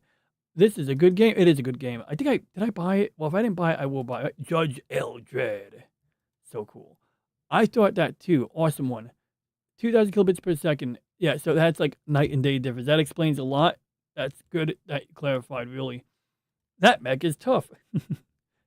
That's so cool. Yeah, it's gangster. Okay, so let's see. I forgot to say this is the RX 580 doing the encoding, I think. Oh, okay, that's good. Thank you. Good. You get me back on topic here. That's wonderful. Okay, hold that note. Oh no, stream died. It's alive again. My stream died. My stream died. Oh crap, did I hit the OK button and mess up the settings? My streams are superior. Did the stream die because it said I was playing somebody else's video? Because it's not on my YouTube studio log. But or maybe it was on your end. Hopefully it was, well, anyway, it doesn't matter. Okay, let's get here. What the hell even is that? What the hell is even that? Mine's are just crap. Started 720p. That's all right, because you got a PlayStation 4, and the games you play look great on it. No clue what it's trying to do. It works, okay? Like, it's amazing that... I'm actually amazed that the PlayStation 4 has that functionality built into it, Slim. I think it's pretty freaking cool. And your microphone works. The only issue with your streams, which usually fix it when somebody tells you, is when the game audio is really loud and the microphone is really low. And like you say, we gotta tell you that, right? You even said it. You say, you know, well, I can't fix it until somebody tells me, and you do go to the trouble of doing that, and I appreciate that. And once you do that, we're good. Mind blown. Let's research it real quick. What research? What?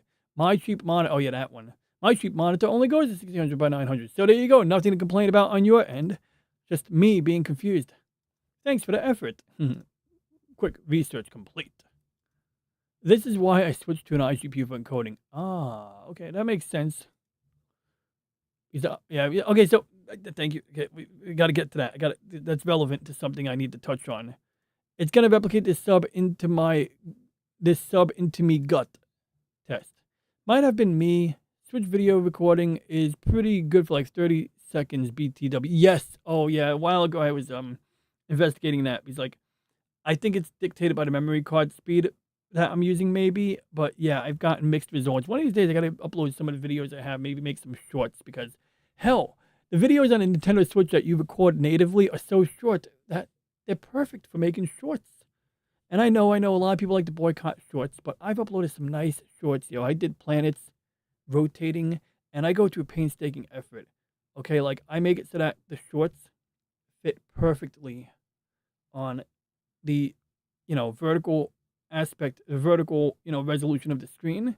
And I don't do that lazy shit. I don't do 1080 by 1920. I try to figure out, like, what's the average resolution of people watching me. So I know my phone has, like, a wider resolution. Like, if you hold my phone sideways, it's going to be wider than 16 by 9. So I try to aim for a resolution that is closer to that, but not overkill. And then that's how I created those beautiful shorts. And my shorts are the most beautiful shorts you will see, guys. I'm just, giving you guys my humble opinion here. But jokes aside, you have a great Friday there, awesome one. And tomorrow it is Friday. Happy Friday. Oh shit, it's 12:54 a.m. already. All right. So let's roll here. But now Elle brought up a very relevant point. So two things that was happening in that Armored Core example. Elle was using the RX 580 as opposed to the, encoder that's built into the CPU's integrated GPU, or what AMD calls an APU. And I still call it a GPU because the CPU is distinct from the GPU within that CPU core, or within that CPU die, which contains all of the cores. But the really, really relevant thing is, so it was two things. Using the encoding that's built into the RX 580, which may very well be sharing resources with the 3D accelerator component. I have no idea. I'm unfamiliar with how AMD does it. But coupled with that and the bit rate, that seemed to, contribute to that example there. And that's why I don't recall ever seeing the quality looking like that on any of our streams. And it's probably because that was a different example. Imnopu. Integrated Opu. Okay, anyway, we'll get a translation on that later. But anyway, let's get to this here real quick. So bottom line, so easily sidetracked on it, but no, this is fun. So forgetting all the preliminary crap, well, don't forget it. Remember everything I said already, but refocusing now, when you open up OBS, by default, it'll look like this. So in my case, remember, YouTube says I can have a max bit rate of 12 megabits per second. So what would happen if I did this? Would it work? No, it would not work. Why wouldn't it work? Well, it would work. But while using it, what would happen is the YouTube Studio dashboard, or whatever they call it, that thing we looked at over here, would tell me the bitrate is too high. It would be more like a warning. It wouldn't so much be an error message, but it would be warning me that the bitrate is too high. So how is it that YouTube Studio can be mad at me or warning me that the bitrate is too high when the official guidance from YouTube and Restream says 12 megabits per second? How? Well, that's because that 12 megabits per second takes into account the audio bitrate. In my case, it's 160 kilobits per second. I happen to have it set to AAC, I believe, last I checked. Oops, clicked on the wrong thing. Okay, so do the math. How do we arrive at a total number of 1600 of 12 megabits per second when we take into account that 160? That's how. And that's exactly how I have it set up. So if we go to settings on my upper monitor where I have the OBS that we're using right now, I do have advanced mode selected, and it does give me more settings, but fundamentally it's the same. Video bitrate using a constant bitrate is 11,840. Audio bitrate for track 1 is 160. I can only use track 1 when I'm streaming. Track 1 is selected. And that's how we get 12 megabits per second. And by picking that number, YouTube does not yell at me or give me the warning message. On the other hand, if my internet connection couldn't sustain that, if I had to make compromises, I think we spent a good amount of time already discussing the compromises that can be made. But now we're going to focus on the part that I had in mind from the get-go. And I mean, I'm glad we covered that other stuff, though, because we were going to cover that anyway. But now we're going to focus on something that is near and dear to my heart. Well, not near and dear, but something that I have put a lot of testing into. So I think I could share some insight on that. But real quick, I do want to say hello to Chicken. That's a cool name. Greetings, Chicken. Nice to meet you. I don't know if did I meet you weeks ago? I feel like you might have tuned in recently, but if I've never met you before, nice to meet you. If I've met you before and forgot, pleased to meet you. I think you have a great thumbnail. I mean, look at that avatar. It's beautiful. It is it's a high resolution chicken right there. That is a nice graphic. I'm going to have to subscribe to you if you have a channel. But if you just are a viewer, that's cool too. Welcome to my channel. We just kind of hang out, talk about stuff. Sometimes I do tech. Sometimes I do space. Sometimes I do half-assed science. Sometimes I do real science. But generally, we just mess around. I heard streaming at too high a bitrate would also lag out users on slower connections. That makes a lot of sense. And there's ways they can compensate, right? Like, you click on a little cogwheel or gear icon on the bottom right corner of the video like we did while testing a video, and we can pick lower resolutions. But I can see where if it's set to 1080p and it's pushing out a higher bitrate, that could be an issue.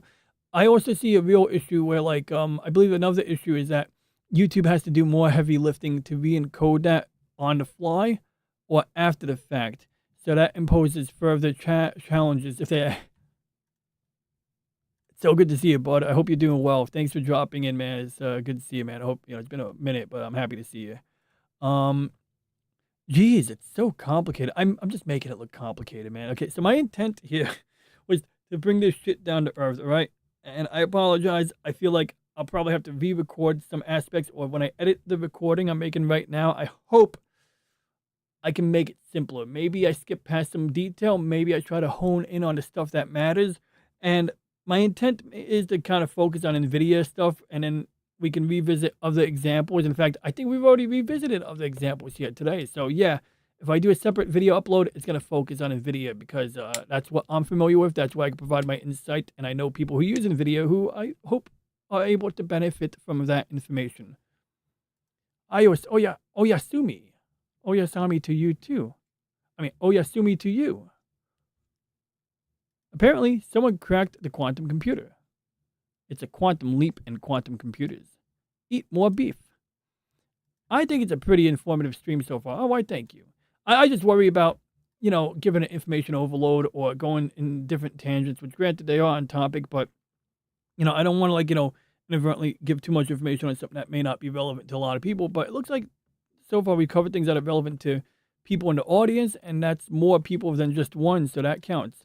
No, it's good information, just never realize how much goes. That's the thing, though. So my goal is to try to, minimize the information, but it's true, a lot does go into it. And I think that's a kind of a fun challenge for me, is to figure out, if I can even do it, try to condense it without shorting information from you guys, right? But I think part of what makes the information, seem so much is that, there isn't always a one-size-fits-all solution. And it's something I didn't even realize until I, recorded this, is that, or started streaming this, is that perhaps it would be appropriate to, have the same topic, twice, or in 3 different versions, or at least different video uploads. So, one that focuses on NVIDIA scenarios, right? Or people using CPU-based encoding, or people using the AMD stuff, whether on the GPU die or on a AMD graphics card. And that might be one way to help, keep the scope of any one stream or video, narrow enough that it doesn't seem as overwhelming as it might seem right now. Because that's definitely making things seem overwhelming is definitely a way that nerds can make shit sound unattainable so that they can stroke their egos and feel smarter and make other people think they're smarter. But I think it's more valuable to try to, bring shit down to earth whenever possible. So, it's kind of where I'm going. Kermit told me once you get over the trichinosis, being married to a pig isn't bad. Yo, where's the fucking snowed up video right now? Oh, I'm not going to find it if I look. So, on the Snowed Up channel, I might have to post a link as a community post when I find it. There's a video where El Perro de Rover, the asshole dog, which actually I have El Perro de Rover. Wait, where is it? It's right here. This dog here, don't ask. There's a reason I have this video here. Is on a video conference with Kermit the Frog, or Kermit the Frog is on a video Skype call with Miss Piggy. And El Perro de Rover goes up to Miss Piggy and starts looking at her face, oh, tastes just like bacon. He's talking with a Spanish accent. And Kermit the Frog is getting all sad, oh, I don't like it. I don't like it. And it's just so funny. In the meantime, he's playing that Snoop Dogg song, that Snoop Dogg song, the one with the guy's name in it. And that's what I've thought about when you mentioned when Kermit and Miss Piggy just came up. I'm picturing El Perro de Rover licking Miss Piggy and him being all I don't like it. I don't like it. Oh, man, that's great. Trial and error works too. Absolutely. That's partially how I arrived at this combination of trial and error and looking things up, because part of it was I was getting contradictory information from the official YouTube guys. Another reason why I'm doing this, because I can imagine other people would also find contradictory information. And where information was being contradicted, when the YouTube Studio dashboard is telling me that the bitrate is too high, I'm going to kind of listen to that. You know what I mean? That's the practical, that's a practical consideration, in my opinion, that gave me results. I once optimized my stream with Slim Nim in chat. See? Just giving me feedback. Exactly. Right. You just hit a really good thing there, Ronnie. If you can't explain it so that anybody else who doesn't even know it can understand it, then you don't understand it well enough. That's another factor. So if someone gives you super long-winded explanation of some crap, and yeah, they might not understand what they're talking about to begin with. It's an interesting thing. That's why I appreciated your streams. You go into the technicalities. Oh, I thank you. Alberto horse. No horse. Where's the no smoking sign? the Ghostbusters sign. This is vital we do this.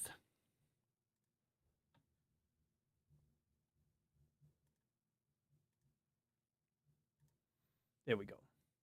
To make it clear, and I will play your videos before we end the stream. Chicken, GEPX. We'll play one video briefly. If it's too long, I'm not playing the whole video. Okay, enough links. I gave you a wrench, but the wrench requires the responsibility to post one link at a time. Posting 4 links is a form of spamming, and although I'm generally not a stickler for technicalities, come on, man. As Joe Biden would say, come on, man. Seriously, if you post that link 2 more times, I don't want to be that guy. Just don't post it again, man. I got you. Like, wait for the chat to scroll up and then post the link again. You know what I mean? Like, that's a lot of fucking links there, man. Boom, boom, boom, boom. You know what I mean? Like this thing better be the best video, man, ever. Because it ain't worth posting 4 times if it's not. So anyway, so getting on topic again, well, I keep saying that, but okay, so let's just get this real quick here. Okay, just let me focus here. So bottom line is that these two numbers, 11,840 plus 160 equals to 12 megabits per second that YouTube recommends and supports for doing 1080p at 60 frames per second. That's numero uno. Did you know Catania specializes in horse meat? No, but I believe they are pro-horse, at least up until the slaughterhouse. So anyway, I picked the NVIDIA encoder. Now observe in simple mode in OBS.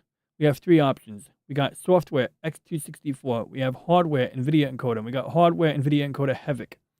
We're going to disregard Havoc for now. Although, actually, that might be advantageous for streaming. And maybe I'll experiment with that one of these days. That could be very interesting. But for recording video, I don't use Havoc because the videos that I record using the regular software encoder or using any X264 encoder or H264 encoder are much more nimbler, much easier to, like edit through, to skim through the video, to scrub through the video and all of that stuff, So bottom line is that if you have to record something and edit it, you're going to want to use some kind of 264 encoder, bottom line. When you're streaming, that may not be as important of a consideration. So in that scenario, yes, this might carry some advantages, especially if you're streaming in 4K. And something I don't really want to go down the rabbit hole too much, but there's actually a popular way to cheat YouTube where if they compress the video, let's say you have a high action game, and even at the 12 megabits per second, the video is just not clear enough for your standards. What you do is you keep your resolution at 1080p, like your screen and the game's resolution at 1080p, but you set the streaming resolution to something like 2600 or 2100K or 2100p, 2100p or even 4K. And even though you're providing 1080p video to a 4K stream, the 4K stream supports a higher bit rate. And it's a cool little way to get better quality out of a fast-paced game. If your internet connection supports that high of a bit rate, that's a way you can get better quality 1080p videos. So I just thought it was kind of cool and worth pointing out. But for today, we're going to only talk about X264 and NVIDIA encoder H264. So as we discussed last week, the bottom line is that in my case, when using the NVIDIA encoder, that happens on the GPU. It happens under the video encoding graph. And you can see right now I'm recording video and streaming. So if I press the pause button on my Stream Deck, watch what happens. Boom. See that? It goes down. And then if I start recording again, there we go. I paused for like a couple of seconds. I paused it and I started recording. So that dip represents the time that it spent not encoding video for the recordings, for me recording the video to my hard drive right now. But down here, the stream is active. We're still streaming live to you right now. This gap over here represents when I didn't open Task Manager. This is before I opened up Task Manager. So yeah. But bottom line is that, so everything down here represents the live stream, and everything up here represents recording video. So we'll do it again. Stop, pause recording. We'll let that take a few seconds while I take a sip from an energy drink that it's probably too late to drink. I'm going to dump half of it down the toilet at this point. I do want to try horse meat. I mean, look, horses break their legs and they're no longer useful for racing anymore. So it just makes sense. Now, joking aside, I saw a YouTube short where they had a prosthesis on a horse. That was kind of cool. That's an Italian city. Oh, cool. The city's name is El Perro Horse. I forgot the name of the city. It was up here somewhere. Thank you, Chicken, for understanding. I see you delete. You didn't have to delete those, but I just, don't quadruple post. That's all I was asking, Wait, I forgot the name of the city. I don't see it anymore. I lost it. I lost track. Oh, there it is. Eat More Beef. The city's name is Eat More Beef. No, but seriously, I can't find it. Message. I don't remember the name of the city anymore. But, Catania. Yeah, Austin wanted a bigger Italian than me. Let's get back to no horse. Okay, we'll do chicken check for now. That's cool, too. I like that. That looks good. You know what? This is a negative message. No horse. This is a positive message. But I think you're just acknowledging my message. That's cool, too. That lawsuit was meh for me. Yeah, I could dig that. We're talking about the horse at Aldi's, right? All right, so anyway, crap. I forgot to resume the recording. Let's do it now. So bottom line is that when I resume the recording, this thing goes up. That's because both my streaming and my video recordings are using the same encoder. So if we go back to the settings on the top monitor, we go here, we can see that I'm using NVIDIA encoder H.264. We're using this setting because this allows me to ensure the desirable amount of quality with 1080p at 60 frames per second without an enormous file size. Because for me to have a constant bitrate that matches what I want, it would have to be something in the order of 32 megabits per second. That creates an enormous file. By using this setting, when I'm sitting in front of this backdrop, when I'm showing you what's on my screen and I'm recording a video, the file size will be quite reasonably small without sacrificing quality. And we can use the same rationale for streaming. Now, in theory, I believe you can indeed stream using a constant rate factor or a CQP, a constant quantizer, but I'm not going to pretend to know if that actually works or how that works. So we're not going to do that today. But you can potentially use a variable bit rate. So let's see what that looks like. Settings, stream, output, streaming. Yeah, so this is different. It's got to go to output. You got to go to output, then streaming. We can pick the constant quantizer or constant rate factor, but once again, I haven't really, I tested it in the past, it worked. I just don't understand enough about it to use it now. Variable bit rate can be an option. I just warn people, when you record video, do not use variable frame rate. At least my editing software does not like variable frame rate. But variable bit rate, yeah, that's an option. And in a way, that's what CQP is doing. A CQP, when I'm recording video with a factor of 20, is a form of variable bit rate. I just think it's better at predicting what bit rate is appropriate at any given time, whereas a variable bit rate is like you're setting the lower end and the high end. And that might not be a bad idea either. I mean, hell, look at this example right here. Like, so low spec Linux laptop, let's say, he could set a max to 2500, and he could set a minimum something as low as what he might consider tolerable. And that might, create a type of balance that maybe helps in some way, but probably not, because once again, his streams work. If it's not broken, don't fix it. That's the rule of thumb. And that looks delicious. So anyway, lossless, out of the question. Do not stream lossless video. Do not. That just would be insane. Actually, I dare you. I dare somebody to stream lossless video. Do not record lossless video. You do not want to be the poor bastard who has to warehouse lossless video. Trust me on that. But circling back, constant bitrate. So we have the NVIDIA encoder. This is running on a GPU. So what I neglected to answer was this. What's the alternative to the NVIDIA encoder? Well, like I said, X264. So what does that do? Well, two things. One, notice when I pick the two, okay, NVIDIA encoder in simple mode only lets me pick the encoder preset. Basically, slower results in better quality. And since it's happening on a GPU, on a part of the GPU that doesn't, affect gaming, picking a really slow preset probably wouldn't cause any real problems. It would just cause this graph to tick up a little bit higher over here. But I don't like the control I'm given in simple mode. but we'll go beyond that in a moment. But bottom line is that you pick your encoder up here, and then down here, actually, there's really not a lot of options here. All you get is the bitrate and the encoder here. So basically, no matter what encoder you pick, the bitrate is controlled up here. So anyway, bottom line is, what's the difference between this encoder and this encoder? Well, like I said, one of them happens, the NVIDIA encoder happens on this graph. The X264 software encoder happens on the CPU. I have a 8-core CPU with hyperthreading, so this is the graph. If the game is CPU intensive, or if the video encoder utilizing the CPU negatively impacts gameplay, that is correct. Oh, exactly. Using software mode puts it on the CPU.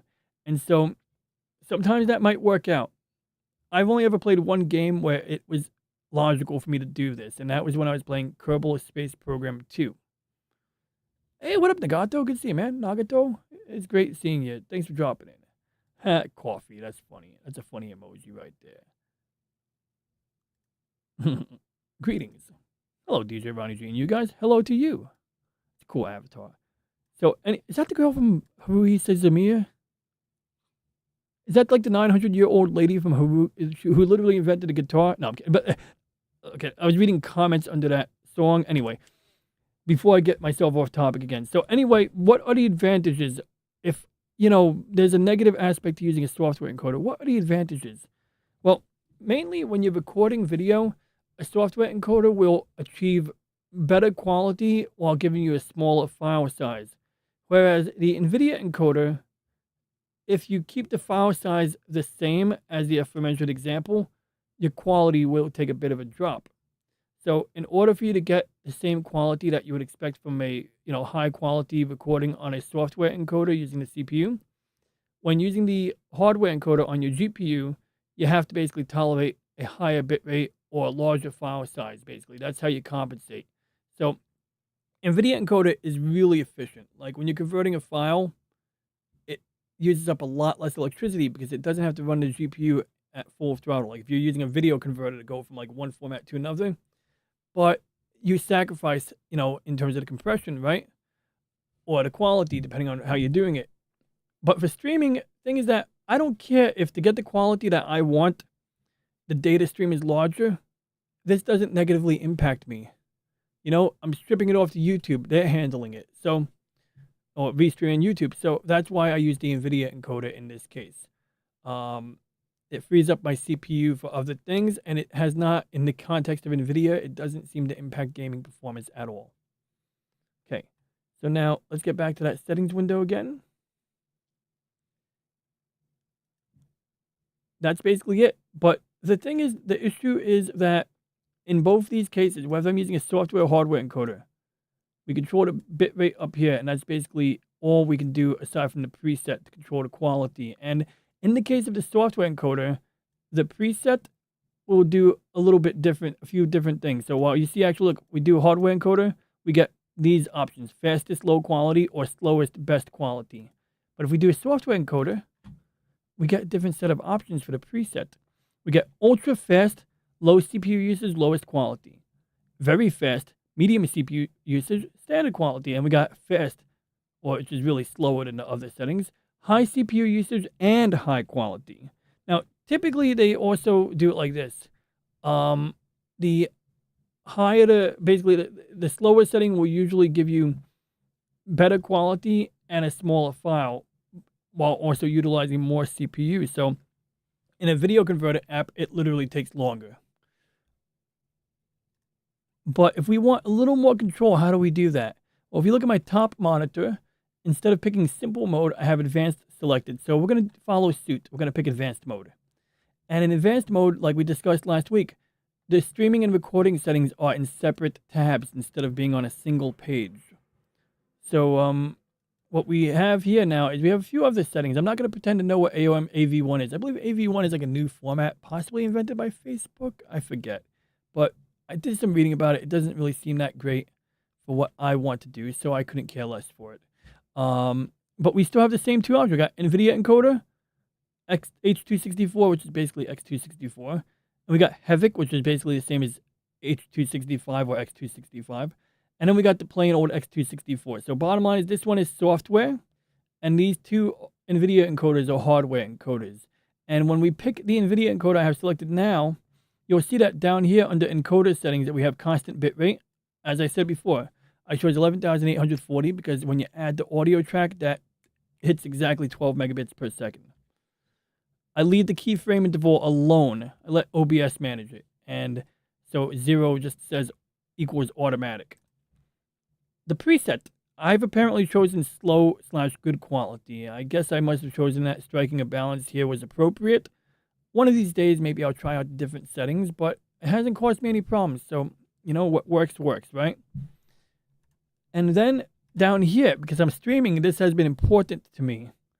Remember we discussed well, Slim brings this up sometimes. He expresses concerns from, oh, that's literally Nakato Yuki from Haruhi Suzumiya. Got it. Thank you. I thought I recognized that face. I knew I recognized that face. Now I do. And I believe, like, I remember I was watching the scene where they were playing this song. Was it God Knows or God Bless? And, like, someone in the comments goes, he goes, Nagato or Yuki is playing guitar like she invented it. You know, like it was like some corny joke like that. But it was good. I was like, yeah, it's kind of true because, like, you know, it's like her character looks like just some random nerd, but she's actually like a old exalted one, right? Like some ancient one, like the old ones from Babylon 5, you know, or some shit like that, you know? So that's kind of gangster. So I'm glad we could do some. I'm sorry if the Haruhi Suzumiya lore bores you, but today's topic is that. Actually, no, jokes aside, I know you're bored by the streaming signs, but my friend, that is the subject here. That is literally the subject. Literally the subject. So you can't, I mean, you could be bored if you want. You have every right to. It is, you have free speech. I respect that. And you know what? As a moderator, when I have a wrench, that's my job, is to uphold other people's free speech and to put the kibosh on people who say really fucked up shit. But, like, it's got to be, like, really fucked up. Like me, like, I'm pretty laissez-faire compared to many other moderators.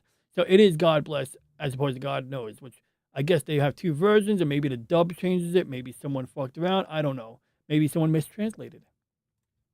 DJ Turtle Master. Did you say Turtle? Master Sergeant. Wait. DJ Turtle Master from Sergeant Turtle. She's an alien or some computer. An ancient computer. Perhaps the ultimate computer. I wish I had that backdrop still. That's a Star Trek reference. So anyway. One video link at a time. I'm just going to tell you right now, man. I'm only going to play the most recent video link you play. But that's the one I'm going to play. No, it's God Knows. Okay. I just like saying bless. Bless. And I can do it with the voice change. Bless. Oh, my turtle's still on screen. I'm looking at it on my drawing tablet. That's Squirtle and her scoot. That's a piece of her shell. They shed. And then the other turtle is her stepsister, Poffy. There's Poffy, the climber. That's Poffy. The turtle is Sergeant. The turtle is what Sergeant Frog says, which sounds nothing like Kermit the Frog. Oh, plenty of turtles. So that's great. That's perfect. You know what? It's perfect, Lady Mist, because we got, I can't count. 1, 2, 3, 4, 5, 6. Okay, that's perfect enough. Actually, that's perfect. Okay, it covers all of the aquatic turtles. So those 4 at the end represent the Ninja Turtles. The first 2 turtles represent Poffy and Squirtle. And then the other one would be Londo, except Londo is not really a turtle. He's a turtle, but he's a land species, you know? And it's true, they do love their grubs. Although I might buy a new bag of freeze-dried crickets to play it safe. I'm kind of afraid of getting them sick or giving them a tummy ache. You know what I mean? Exactly. It's about that turtle love. I don't want to give them a tummy ache. So I may get a new bag of freeze-dried crickets. Like, I'm going to just give it a good sniff and make a decision accordingly. So yeah, anyway. I love these sideboards. So bottom line is, what are the alternatives? Oh yeah, so back on topic. So Slim Name sometimes points out that I got to be careful if there's a lag or if there's major latency, depending on how you pronounce it. You know, you got to be aware of that. The chat might be well behind. You know, so if I'm saying something and then the chat responds like the chat is 1 minute behind me, that can make things a little confusing if you're not aware of that. So I've done some trial and error experimentation, and I found that using the NVIDIA encoder with the aforementioned settings, along with this here that says tuning high quality, low latency, or ultra latency, low latency. So I pick ultra low latency because I want that shit to be like ultra low. And I'm willing to sacrifice a little bit of quality to get it there. And as far as I can ascertain, I can't ascertain a change in quality, but maybe at lower bit rates, this would be more noticeable. And maybe at lower bit rates, the NVIDIA encoder would be less appropriate. Or, like perhaps, like I said, that's why these different hardware encoders from NVIDIA, from Intel, from, NVIDIA, AMD, and Intel, may have their own respective quirks. But logically, we've never had an issue with the, latency during L's chat. So it stands to be reasoned that both L and I are doing the correct thing by picking ultra low latency or latency. Okay, now I got this tomato thing stuck in my head. You skipped Blastoise. A turtle in the water, a tortoise is on land. Yeah, that's true, but not all turtles are tortoises, but all tortoises are turtles. Is that flesh of a worm cooked to perfection? It might be a sandworm. Also, in any Super Nintendo emulation, or any emulation that allows for it, check your button input latency. Yeah, it's an interesting idea because, like, when I bought these NES Pro controllers here, I connected one to my phone. I gotta charge this. I gotta slide this into my Nintendo and charge it. It was an insane, like, half second to 1 second delay. And it's like, you can't play Mario with that shit. So I kind of, like, only use it on my Nintendo Switch. And actually, I recently used it on my PC. It works. But the interesting trick is if you want to use these gamepads on an emulator, you have to close Steam. If Steam tries to take control of the input or, whatever, it's got its own input feature of some kind. And it doesn't cooperate when you do that. But the minute that I close Steam, suddenly I can use this on an emulator on my PC. And they worked really well in that example. So I'm pleased to say that because these controllers, they feel good. They're nice. They feel like originals. Oh, low. Boots and fur. Good point, Slim. I should check that. Zelda Link. Link or Zelda? Link. I like that Link more. I could eat this Link. Okay. So anyway, for the record, I gave Chicken a mod wrench because I know he's not a bad guy. So like a while back, he'd be like, yo, can I get a wrench? And I'd be like, bro, I don't even know you. So I said, keep tuning in and we'll see. And he kept tuning in. So I was like, all right, fuck it. Why not? Like, I sometimes play a little fast and loose here. All right. So anyway. And that's basically it. I picked a high profile. I don't know if this really makes a radical difference. Usually, if you're recording or saving a file, you might pick a different profile to ensure compatibility with older devices. But when we're pushing the video stream to a platform, there's no negative consequence to picking the high profile. This is an interesting one. So normally when you're re-encoding video, converting video from one format to another, 2-pass encoding does like an initial pass where it does like a low quality encoding. So if you do, let's say 2-pass quarter resolution, what it does is it does a first pass in low quality, and it uses that low quality thing to help analyze the detail in the image, to analyze the shapes in the image, the way it moves, the colors, and all of that stuff. And it uses that to help optimize the final copy. So when it does the second pass, it does the second pass at full resolution. But it uses the analysis of the low quality quarter resolution pass. And so if you wanted to, you can expend a little more overhead by doing 2-pass encoding with full resolution.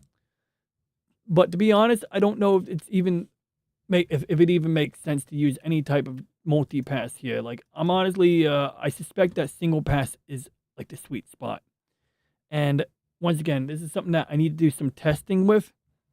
And I have a feeling that to do testing with these 3 settings here, I'm going to need to do it with a video recording, because if you do a video recording, you can set the bitrate really low so that the quality, or not really low, but low enough that you can see the quality is compressed.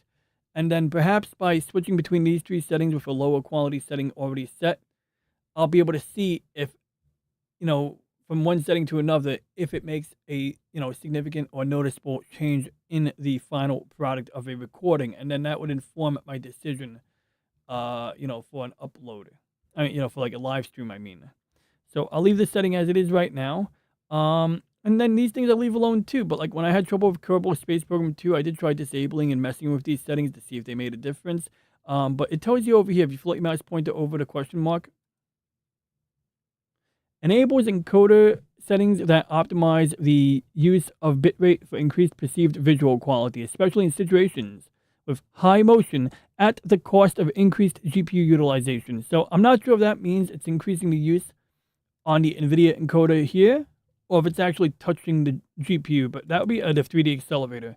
But that would be another interesting experiment, messing with that setting and seeing like, how does it, which graph does it have an impact on? That could be a fun exercise. Look ahead. Enables dynamic B frames. If disabled, the encoder will always use the number of B frames specified in the max B frame setting. If enabled, it will increase the visual quality by only using however many B frames are necessary up to the maximum at the cost of increased GPU utilization. Same concept, same question in my brain, but why don't I use it?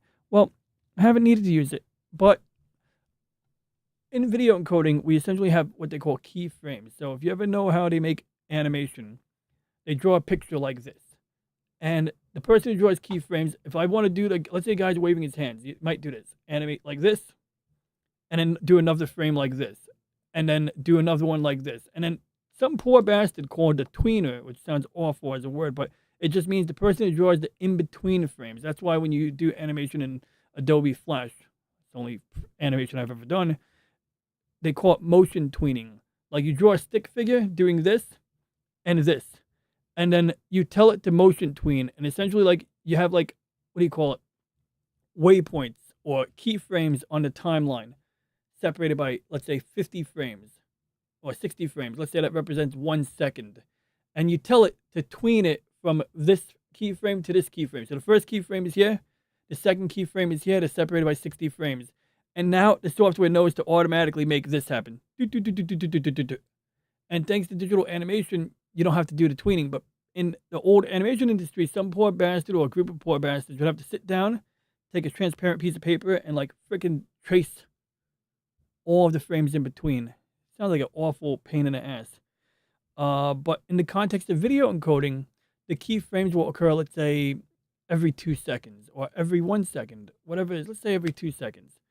And so the reason for that is right now I'm sitting in front of a static background, right? So a keyframe is going to contain this. It's going to contain general outline. It's going to contain the entire picture here. And so the video encoder is only, the job of a good video encoder would be to update my mouth as I'm talking, but to hopefully avoid updating the rest of the frame. And this helps to keep the file size down. And this is literally why when I do a screen recording like this, or even something similar to this, we get a relatively small file. But the minute I record a video of me playing a game with a lot of action and movement, then we get an enormous file, because now the keyframes don't get to do the job of saving us a lot of data or reducing the data stream by a great deal, because the in-between frames, which I don't know what they're called, iframes, I don't know, they have to change. They have to have more data updated in them, like in between that keyframe interval. And this is, I think like my point is that, yeah, so that's what this look ahead feature is impacting, along with this actual keyframe interval here, which I allow it to be automatic. So bottom line is, let's take a look at the X264 encoder settings real quick. So with a constant bit rate, we can go ahead and set that to whatever I think is appropriate. Remember, my audio bitrate is 160. And unlike the simple output mode where we were looking at earlier, we can see that now we got the presets that affect quality or, speed. And real quick, we should go back to simple output mode, because I do want to show you guys something interesting. When we go to the X264 encoder, the software-based encoder, notice down here, oh wait, I'm sorry, correction, I made a mistake. When it comes to recording video, OBS lets you pick NVIDIA encoder like we have here, but if we pick the X264 encoder, I want to show you something interesting. These are the only settings they let you pick: high quality, indistinguishable, or lossless quality. And so this is the other reason why I do pick advanced mode, because if I go to the recording tab and I tell it that I want to use the CPU based encoder, and I go down here to the quality, now I can actually pick a constant rate factor or a constant quantizer. They actually have both CQP and wait, they don't have CQP here. That's okay. I don't care for it. I mean, it doesn't really matter. They do the same thing. But you got a constant bit rate, which, like, I think is just a way to waste a lot of memory. No reason to use constant bit rate. A CRF or the NVIDIA encoder using the CQP would be good. But yeah, you get like a lot more control. You could either do a finely tuned bit rate, or you can use a quality factor, so to speak, or a rate factor, you know? Whereas you saw in the simple output mode, we just only get 3 shades of quality. Oh, I lost it. Yeah, 3 shades of quality. And that seems to apply to both the NVIDIA encoder and the software encoder. Oh, but there's more. Hold on. The most important thing here is that while we're in simple mode, what I want to direct your attention to is the following. Look at this. They have software X264, and then they have software X264 low CPU usage preset. So the settings that are missing in simple mode are essentially provided by giving you an additional X264 encoder that is, you know, low CPU usage optimized. So you essentially reduce CPU usage while increasing the file size. In other words, you reduce the workload by reducing the compression of the video. But for the streaming settings up here, it's a little bit different. But you still have it. You got high CPU usage, high quality, or low CPU usage and low quality. So, you know, like that would be comparable to reducing CPU usage. You're going to sacrifice quality to do that. But what you could do is, yeah, that's why, bottom line is, that's why I use the hardware encoder. And that's also why, in addition to using the hardware-based encoder, honestly, for streaming, this would actually be fine. I got my bit rate, you know, so that would be fine for streaming. You know, for recording, I like having a little bit more control over the settings. That's mainly, so it's ironic that in OBS, doing the, good question, we'll get to that in a second. So, bottom line is that, you know, being in simple mode, I think you get everything you need for streaming here. You really don't need, wait, am I on the right screen? Yeah, I am. Okay, wait, am I on the right screen? Okay, good. I was worried. Okay, anyway, yeah, you get, bottom line is that, yeah, you got everything you need for streaming in simple mode here. But for recording a video, I find that I need to switch to advanced mode. I need this extra control. I like having the ability to adjust my individual audio tracks and yada, yada, yada. You know, this is far more preferable to me, especially the multi-audio track recording is a game changer to me. Huge game changer, because when you're recording a game, you're going to have that problem with one audio source is too loud or too low.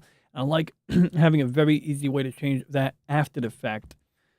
But anyway, over here in advanced mode, we have very similar settings to what we were looking at before. I pick NVIDIA encoder.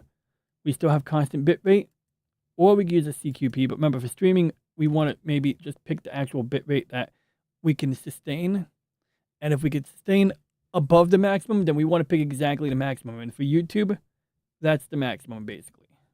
11,840 coupled with an audio track of 160K will give you that, will hit that exact 12 megabits per second, where YouTube doesn't give you any warning or error messages, and where things just look beautiful. And like I said, we can take it or leave it, single pass, multi-pass. One of these days I'll experiment. But that's basically, I think that concludes the topic. I'm probably going to have to do another upload too to try to make it more concise. This time I recorded the entire stream. Last time I did it, I couldn't record the whole stream. It ate up too much resources or something, so I stopped recording midway through. Or maybe it's because I went off topic. I don't remember which one. But thank you for your feedback. I hope that enough of you did learn something that you can, you know, maybe stream to OBS. Now, there's many ways to, you know, skin a cat. There's also many ways to stream. God, that's a terrible analogy. Ronnie is great for information, true hardware and software information. Thank you. Photo information above all, above all. Why, thank you.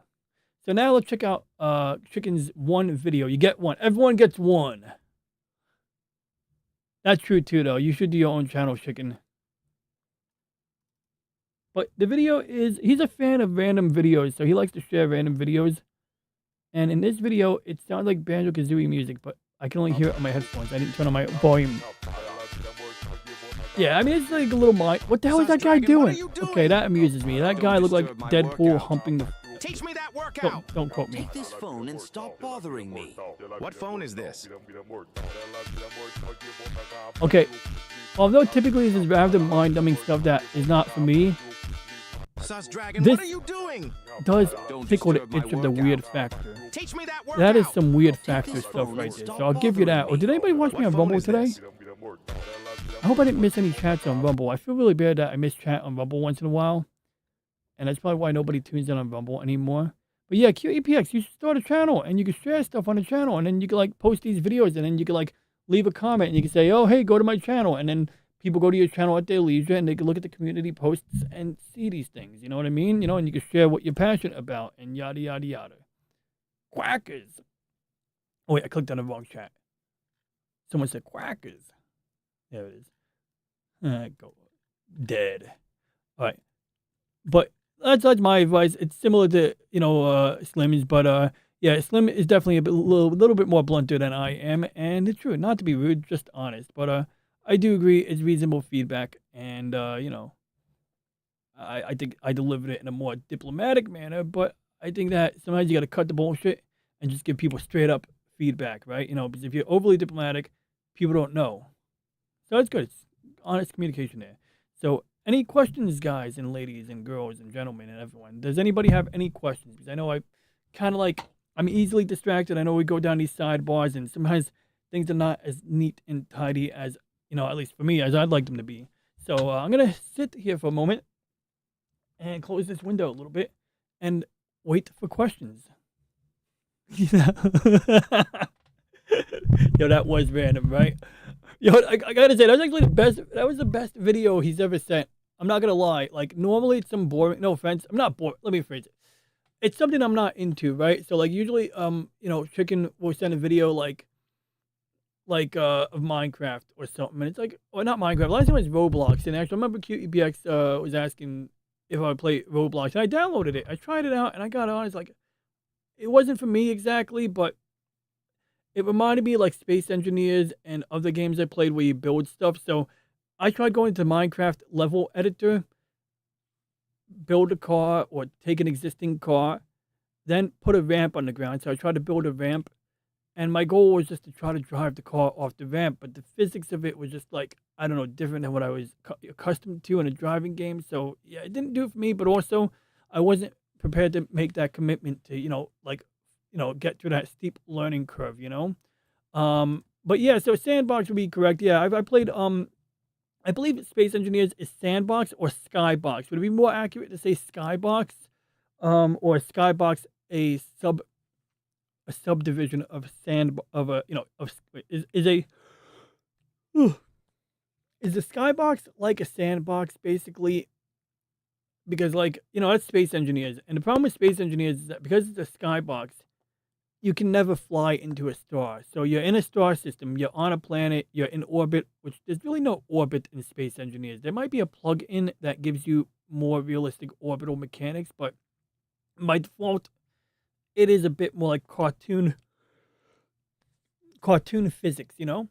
And, you know, but that being said, it's got a lot of cool things, and the multiplayer action can be very interesting and yada, yada, yada, you know. And just for messing around, I had a lot of fun in Space Engineers in that regard. Elite Dangerous, when I first played it, it overwhelmed me. Now I feel a little bit more comfortable with that game. What I'd like to do is, I want to hook my HOTAS up. I have the throttle, I have the joystick, right? I want to hook them up again. I think I need to buy another C-clamp. I think I have a C-clamp right over here somewhere, but I need to use I want to get another C-clamp because I feel that when you're using a HOTAS, the throttle and joystick setup, I have a wooden plank. You know, my desk has a sliding wooden plank thing. You can see the outline of it here. This is where I would like clamp this throttle and stick. And I even have a C-clamp over here somewhere. Yep, it's right there. Okay. And that's because, you know, when you move the stick, you don't want the joystick sliding across the desk or the base of the joystick sliding across the desk. Same thing with the throttle. But remember that game I streamed a week ago? excuse me, that game I streamed not long ago, guys, that game supports HOTAS. And I like that game. I know how to play that game. So I'm excited trying to HOTAS on that. And then once I get accustomed to playing with the HOTAS on that, I might revisit Elite Dangerous. And it's probably going to be best for me to learn how to play Elite Dangerous with either a gamepad, keyboard, or mouse. Yo, thanks for tuning in, Chicken. I appreciate you sharing that video. That one did amuse me. But yeah, consider, doing some content. You know what I mean? So yeah, I don't extract your message. Well, that's okay. But I see, I still got your message. See, you can't delete this message. I dig it. I might give it another shot because, like, the concept of sandbox does interest me, like, in general. I do like the potential and flexibility offered there. Chorus. That is correct. It was chorus, and of course they spell it like in the Latin spelling, right? As you know, it's gonna be corvus, but we speak modern English today, and we don't make letter V's as letter U's. We are not like the Romans, right? Although awesome one might say, as an Italian American, that he does. I don't think he's Italian American. I think he's literally Italian. It bores me. So yeah, teach your own. Like, it's the thing. Like the part that I need to open the window, get some cold air in here to wake me up. But yeah. So, to each their own. But anyway, what was my point here? Yeah, so Elite Dangerous. So, yeah, that's my plan. Practice on the gamepad or keyboard. And then maybe hook up the HOTAS if I can, if I know enough about navigating the game. And then, if not, I'll tell you what I'm not going to do. Play X-Plane with the HOTAS. So, weeks ago, I tried this. I had my HOTAS hooked up. I opened up X-Plane. I had trouble flying the plane. I got one plane to fly. I go onto Google. I go read a forum. Some person's got the same issue. Like, hey, how do I start this plane? Then everyone's being a bunch of smart asses. Like, oh, you expect us to tell you how to fly a plane? Oh, you should know how to fly the plane already. I'm like, what are you fucking talking about? It's a game. Like, I get it's a flight simulator game used by professionals, but, like, come on. Like, there should be a manual that tells you how to, like, do basic stuff on the planes. And I get that, like, maybe the planes are supposed to be complicated because they're designed to simulate real planes. But for fuck's sake, if any idiot could buy that game on Steam, there should be something to reduce the barrier of entry. You know what I mean, guys? So, that's what happened there. And that kind of took the wind out of my wings, so to speak. The wind beneath my wings. Speaking of that, I got a funny story. When I was in junior high school, they made us sing The Wind Beneath My Wings. And, they have that song where they go, did you ever know you're my hero? That song. So I thought it'd be funny if at the point where the entire senior class in junior high school sings that part of the song, the main verse or whatever, that I would sing it to the top of my lungs. And the plan was to do this while everyone's singing. But the logic was like, well, if everyone's singing and one person sings the song ridiculously loud, that would work, right? Well, apparently my timing was a little bit early. So instead I screamed, oh, I crack myself up sometimes. So I screamed, did you? Like really loud, like top of my lungs, 2 seconds before everyone else. And then the piano stops.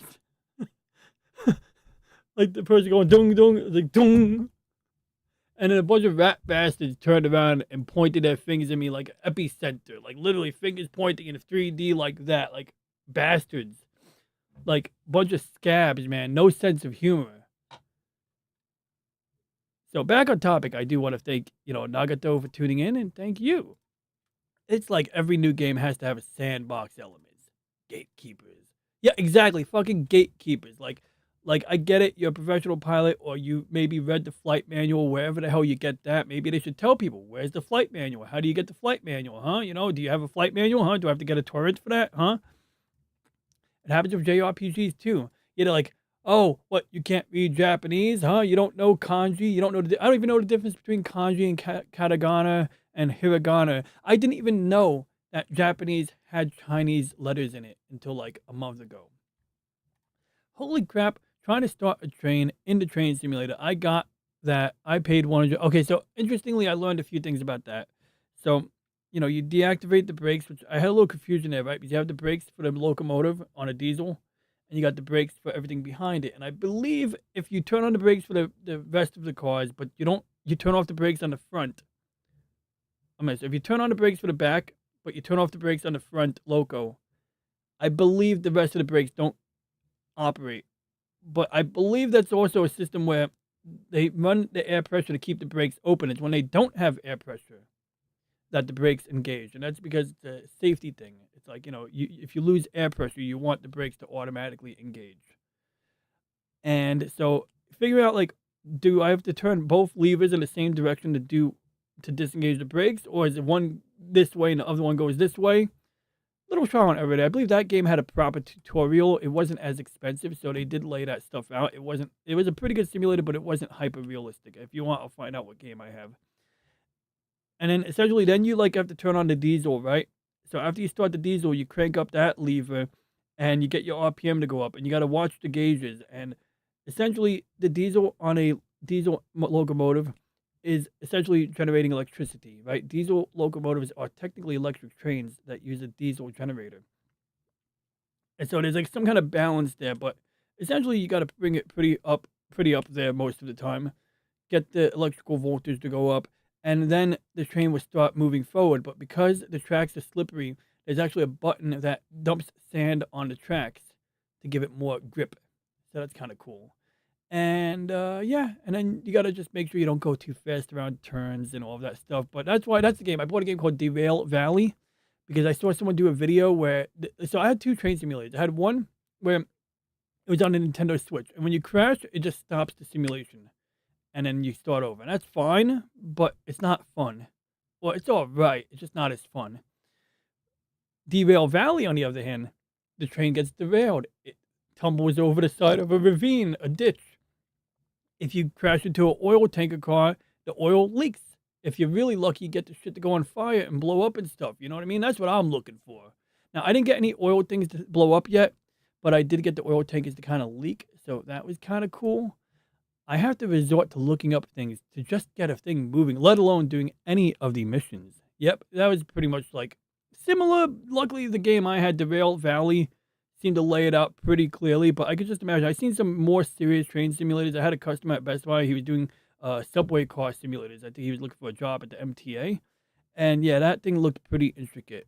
Hello, sir. Hey, what up, third, fourth, second? He got great content. And usually I tune into him like real late. I'm going to bet you that third, four might be streaming late tonight. Later than Jay Leno. Let me see here. Hey, what's up, Amber? I'm sorry, Amber. I saw you earlier, but I was so engrossed in the topic that I forgot to click your name and greet you. Hello, Amber. The other day, I accidentally called Piper Amber, but I don't think she's mad at me because she's still cool with me. But I was like on a stream with Snow Dub, and I was like, "Catch you later, Amber. I'm Piper." He's like, the burr, right? 2 syllables, Amber. Piper. It's 2 syllables, so I mixed those shits up. Yeah. Oh, pardon my language, but you know what I mean. Let's see. Yep, he's got an upcoming stream. At 2:00 a.m., possibly my time, on the 21st. Today's the 21st, right? Let's copy it. I love this picture. The guy in the picture don't actually look like Third. He looks only vaguely like Third. He's just a lot larger, but it's great. See, he just got like a big fat guy there. He's like, hey, So we're going to copy that link there because I think that anybody who's up later might have a good time tuning in to Third 4 stream. So that's Third 4 right over there. And I know you didn't come here for me to share your link, but we gotta drop it while you're here because I know you stream real late. Litter sandbox. That sounds like a really shitty sandbox there. So your strength is only 150 and barely doing 99k damage. Weak. Oh, you haven't done 300 plus hours on this yet? Ha. That does sound like some gatekeeping type stuff. I got you now. Yeah, regarding the Japanese RPG games. Oh, in the games they have you working actual breaker panels inside the car. Okay, so I kind of had that, but it was more like, it must have been relatively simple what I was playing, but all I had to do was like turn on the basic breakers. I think there was like one breaker and a bunch of switches that come after it. Then you hit the starter. But there might have been some simplification. Maybe the model locomotive that was made available in this game was not as complicated. So yeah. Hello, Amber. That's nice. That are on the breaker panel that has no explanation. Oh gosh, there's no labels on it. Okay, so the game I had was not that bad. It was like things were labeled and, yeah, it wasn't like that. They explain all of the gauges and stuff to you, but they do not explain what breaker is what and how you actually turn on a train. Can you just turn all of them on? When do you get into later trains? So have you tried turning every switch on? No doubt, man. I mean, like, sometimes I jump in. I remember weeks ago, I posted a video on your stream. I appreciate you playing my little YouTube short. I was able to play a video I was proud of. First time I started playing a video on stream, it was a short of me talking at work, and the audio was crap. And I was pleased to be able to share something much more highbrow with your audience. I was able to go on the train simulator that they used to train people to train in the trains. And this thing was amazing. Actual wind tunnels, had all kinds of crazy screens that I can't read that. Oh, could actually look outside the window and see the rails coming past me, or I could look forward and see the stuff in front of me, and I could look backwards. I don't know, I try to do my Charlton Heston imitation right there. There's always denture to go. One more thing I will never forget in my life, that simulator. Is that like a real simulator, like a physical simulator, like a physical shit? Like, that's kind of cool. Oh, and if you get into turning on all the switches, then you're turning on switches that are supposed to be for brakes and stuff. Ah, I see. So then you're turning on the wrong switches that you need at the wrong time. Oh, I have the wrong screen on. I see. That's relevant. Crazy. Still streaming.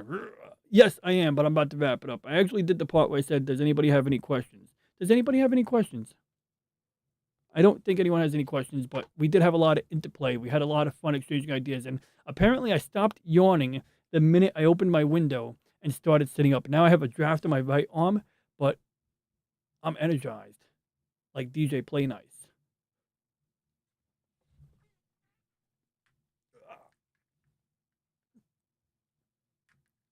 I don't know, seeing the muscle arm made me want to do that. Just for kicks. Steam engine, yeah, like 100% full-on engine. Oh, interesting. Steam engine simulator is a simple 2D diagram simulator that shows you how a steam engine works. That sounds fun. I'm gonna look that one up. I want that one. Yo. With steam engine simulator. Is that on Steam? It is on Steam. All right, dude. This is freaking cool.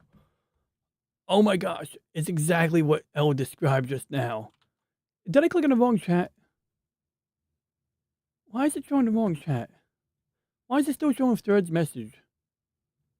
Oh, crap. The chat windows got mislinked just now. That's whack. Okay, let's close that second copy of OBS. Apparently having two OBSs open is making a mess. Then let's go up here and fix the chat. Because apparently nobody's chat is showing up properly. There we go. That was weird. So when I had two OBSs open, it caused some weird disconnect, which is not a big surprise. So I don't know how many chats didn't come up on screen, but that's all right. At least Thread's name remained on screen. No doubt. Good to see you. My grandfather was an engineer on all kinds of trains. Whatever the latest train was in 1989 or something. Huh. So yeah, you said you crashed a train. Was I clicking on the wrong chat window? So you're just guessing out of the box, in the back of the leader cab, in the back of the leader cab, I see with the back of the, yeah, I got it. Something like that. Hey, mate. 10 minutes. Oh yeah, you're literally going live now in 2 minutes. 2 minutes. He's going live in 2 minutes. Free on Steam. Even better, because I'm looking at the pictures right now. I'll show you guys in a second. The thing I was in was a full engine sitting inside an entire house of a projection. I got you. So they had a projection screen, and then they had a wind tunnel type setup so that it would blow air. So when you look out the window, you feel the wind blowing by. You have a good night, Amber, and thank you for dropping in. I hope you're having a wonderful weekend. Hope you have a wonderful weekend. Hope you have a good Friday. I mean, tomorrow's not Good Friday, but you know what I mean. I hope tomorrow, which is a Friday, is good. But I also hope you have a good Friday when that comes up soon. A lot of people don't understand that they sound on boards and inside the cabin to tell the driver audio things that happen on the engine. Oh, so they have like little soundboards, and you got to like listen to the way the engine rumbles. The engine would make specific sounds the new electronic engines wouldn't make. Oh, interesting and bizarre. Farewell, Amber. So then they had to make the audio cues for engineers to understand something happened correctly with this piece of electronic. Oh, okay, that's interesting.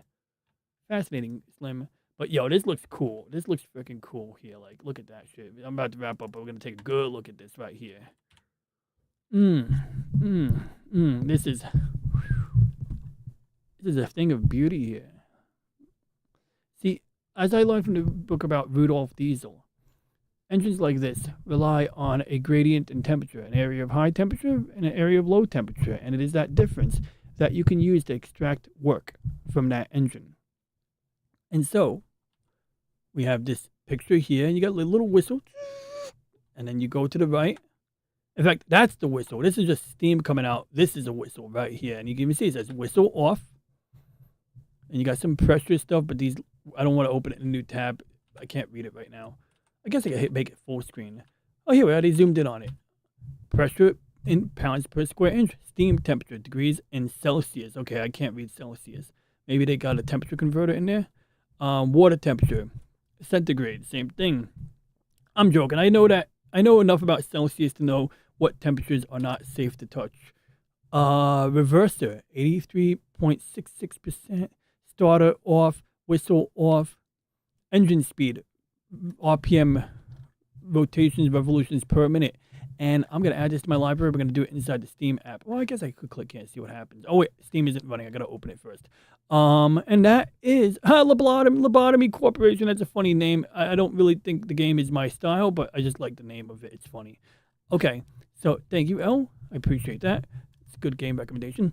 It's wild to understand. Needs pressure. Gotta maintain the pressure. I got you. Hence the reason, as a steam engineer, you have to keep a constant eye on the pressure. Yeah, I got you. That's true. Why, like, I knew a guy, he was a boiler watchman, but he had a pretty boring job. I think he worked in a school or something like that. Balanced pressure just enough to keep the engine going. You can blow up the boiler, hence the reason they would long blow their horn if you're going too fast.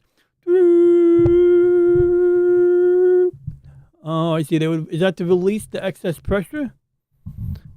But anyway, what I did learn, I'll give you guys a little quick insight on what I learned about locomotives and stuff. Because I did watch a bunch of videos about them, and I did read a bunch of comments about them. You would have situations where the thing is going so fast that you can't get it out of gear. Oh shit, that sounds bad. Fascinating. If I play a locomotive simulator, I will upload a video or stream it. But yeah, so basically what I learned was that I was curious about one last topic. How do they generate electricity on old steam locomotives? And there was a train between Florida and Texas that had electric lights on it. And there's two ways you might do it. One, you might have a generator on the wheels. But there was another way. And there's a video where a guy recorded audio recordings on locomotives in the 1950s. And these are like relatively old ones, but it was like right when the train was going into the tunnel, you hear an impeller or like a generator. So it's like a turbine thing. So what it was is they have a turbine of some kind strapped to the bolted or hooked up to the side of the locomotive, and they get switched on to steam, and the steam gets pushed through this little turbine thing, and it's got like a little impeller or something like that spins. And when the train is going into the tunnel, you actually hear like it makes like a little zipping sound, a little bit of a whine sound, and you can only hear it as it's entering the tunnel. The sound from that little generator is coming out, and on some locomotives that seemed like an acceptable way to do it, but apparently, especially on the earlier ones at least, using that method of producing electricity with some of the steam from the locomotive apparently wasted a fair amount of steam.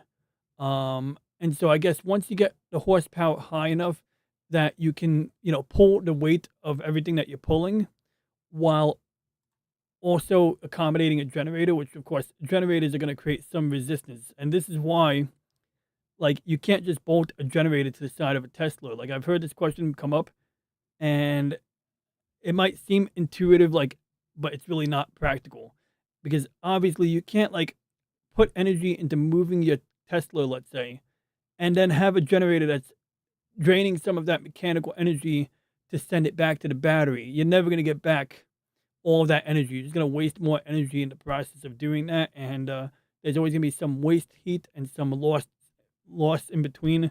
So you'll actually end up just running down the battery more, maybe adding some energy back, but like not as much as what you would have had if you simply didn't hook up some ridiculous contraption. So I just thought it was kind of fun and interesting to look into. And I think a guy named 2-Bit Da Vinci on YouTube, he did do a video about that to explain like that. I think he even did an experiment to show you like what does happen. So yeah, and so you must release the steam, and that's why they run the whistle. I see, because the whistle does run on steam, so you can use that as an outlet to help release that steam. And yeah, but generally, I think the wheel thing sounds efficient. You know, one thing is like one last point is that in the movie Back to the Future, the locomotive that you see there, you might think, and you look at like a locomotive, an early locomotive in the Wild West, and you might think it's the same size as a locomotive from the 1940s or 1950s or 1920s, whatever, but completely different sized things.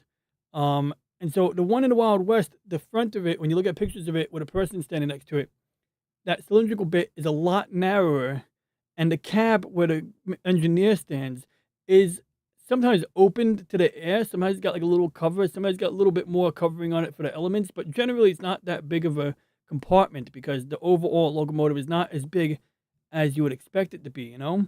And those would be the earlier ones were wood burning, and that's why they would have that cone-shaped chimney, because it needed something to arrest the embers. You didn't want the embers coming out on fire out the top of that chimney and setting the trees on fire, you know? So that's why they had that weird conical shape. And then when they switched to coal, they could use a different type of chimney because that was less of an issue. But, you know, at some point, you know, using coal, it's more energy dense. And then as a result of that, you can also then ramp up your temperatures. So now you can boil a lot more water, get a lot more horsepower. And if you watch Galaxy Express 39, the train is the same train that the Japanese National Railroad Company used for like a long time. That's why they use it. And in the spin-off series Galaxy Railways, they have a train, they call it Big One. But it's really an imitation of the Union Pacific Big Boy. And the Union Pacific Big Boy is actually a massive locomotive with 2 steam engines built into it. Like, and I think even the middle of it flexes a little bit when it's turning because it's such a long locomotive. But yeah, that thing is a powerful unit. And I saw some videos recently, some restoration work was performed on one of the Union Pacific Big Boys, or the Big Boy. And there's a couple of videos they show you them transporting it. Sometimes the Union Pacific Big Boy can move on its own power. Other times, to keep things efficient, they'll use a diesel locomotive to, you know, pull or push the Union Pacific Big Boy around, which they can do that sort of, I guess, by disengaging the gears, putting it into neutral. And that is the extent of what I know or am prepared to share about my knowledge of locomotives today. I want to thank Slimnim for sharing his insights and experience with the, you know, real life train simulator facility, as well as his experience with the game that was not clear. You know, directions not clear. Which switch do I flip? And you know, appreciate your feedback as well, and for the game recommendation. That's cool. And also for sharing that video stream earlier of Armored Core, where you were streaming 1080p 60 frames a second at 2 megabits per second. And for DJ Play Nice for dropping in and, you know, always being cool. And the Third Four, who is already streaming. He might even go streaking tonight, because sometimes he gets really wild on his stream. It was also lovely seeing Amber. I was on a show recently, and that's the one where I sound like Darth Vader. Yeah, I know, it's going real late, right? Hopefully, maybe. I think I tried that. Regarding X-Plane, I'll try it again, but I think I tried that. I hope I tried that. I swear, I'd be upset with myself if I tried that and if I didn't try that and it was that easy. I did download Roblox. Whether I play is another story, but thank you, Chicken, for dropping in. Who else came here today? We had Lady Mist.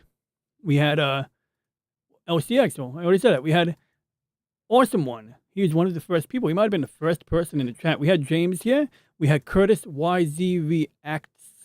He's a good time. He's always got good jokes too, or often has good jokes. And James, we said James, there's James right over there. Oh, we had Low Spec Linux Laptop. That was good information too. He really helped kick off the stream and, you know, get us going in different directions where we could discuss some of the aspects where both him and L kicked in some, good information. So that was cool. And that basically covers nearly everybody. I apologize if I'm forgetting anybody, but yeah, as DJ, thank you. And as DJ Play Nice says, all y'all be safe, have fun, take care of your crew, and rock. Oh, Lady Mist, you're still here. Have a good night. Make nobody mess with you on the next time you ride your bike. May nobody. Okay, so did I show you that video? Okay, I did. I'll share that video at some point. I have a video where I'm riding my bike, and this guy jumps out in front of the bike, but I just kind of turned left. But that was weird. Like, it was a good thing I had a camera on the front of my bike so I could make a video out of it. That was before I was doing actual content. So with that being said, for anybody watching on the replay, if you have any questions, oh yeah, So Cruise 119, you too. Thank you for tuning in with your cool avatar right over there. For anybody watching on the replay, if you have any questions, comments, ideas, or concerns, please leave a comment. Please consider liking and subscribing, or disliking the video. Leave a comment if you do dislike the video. And for now, we shall end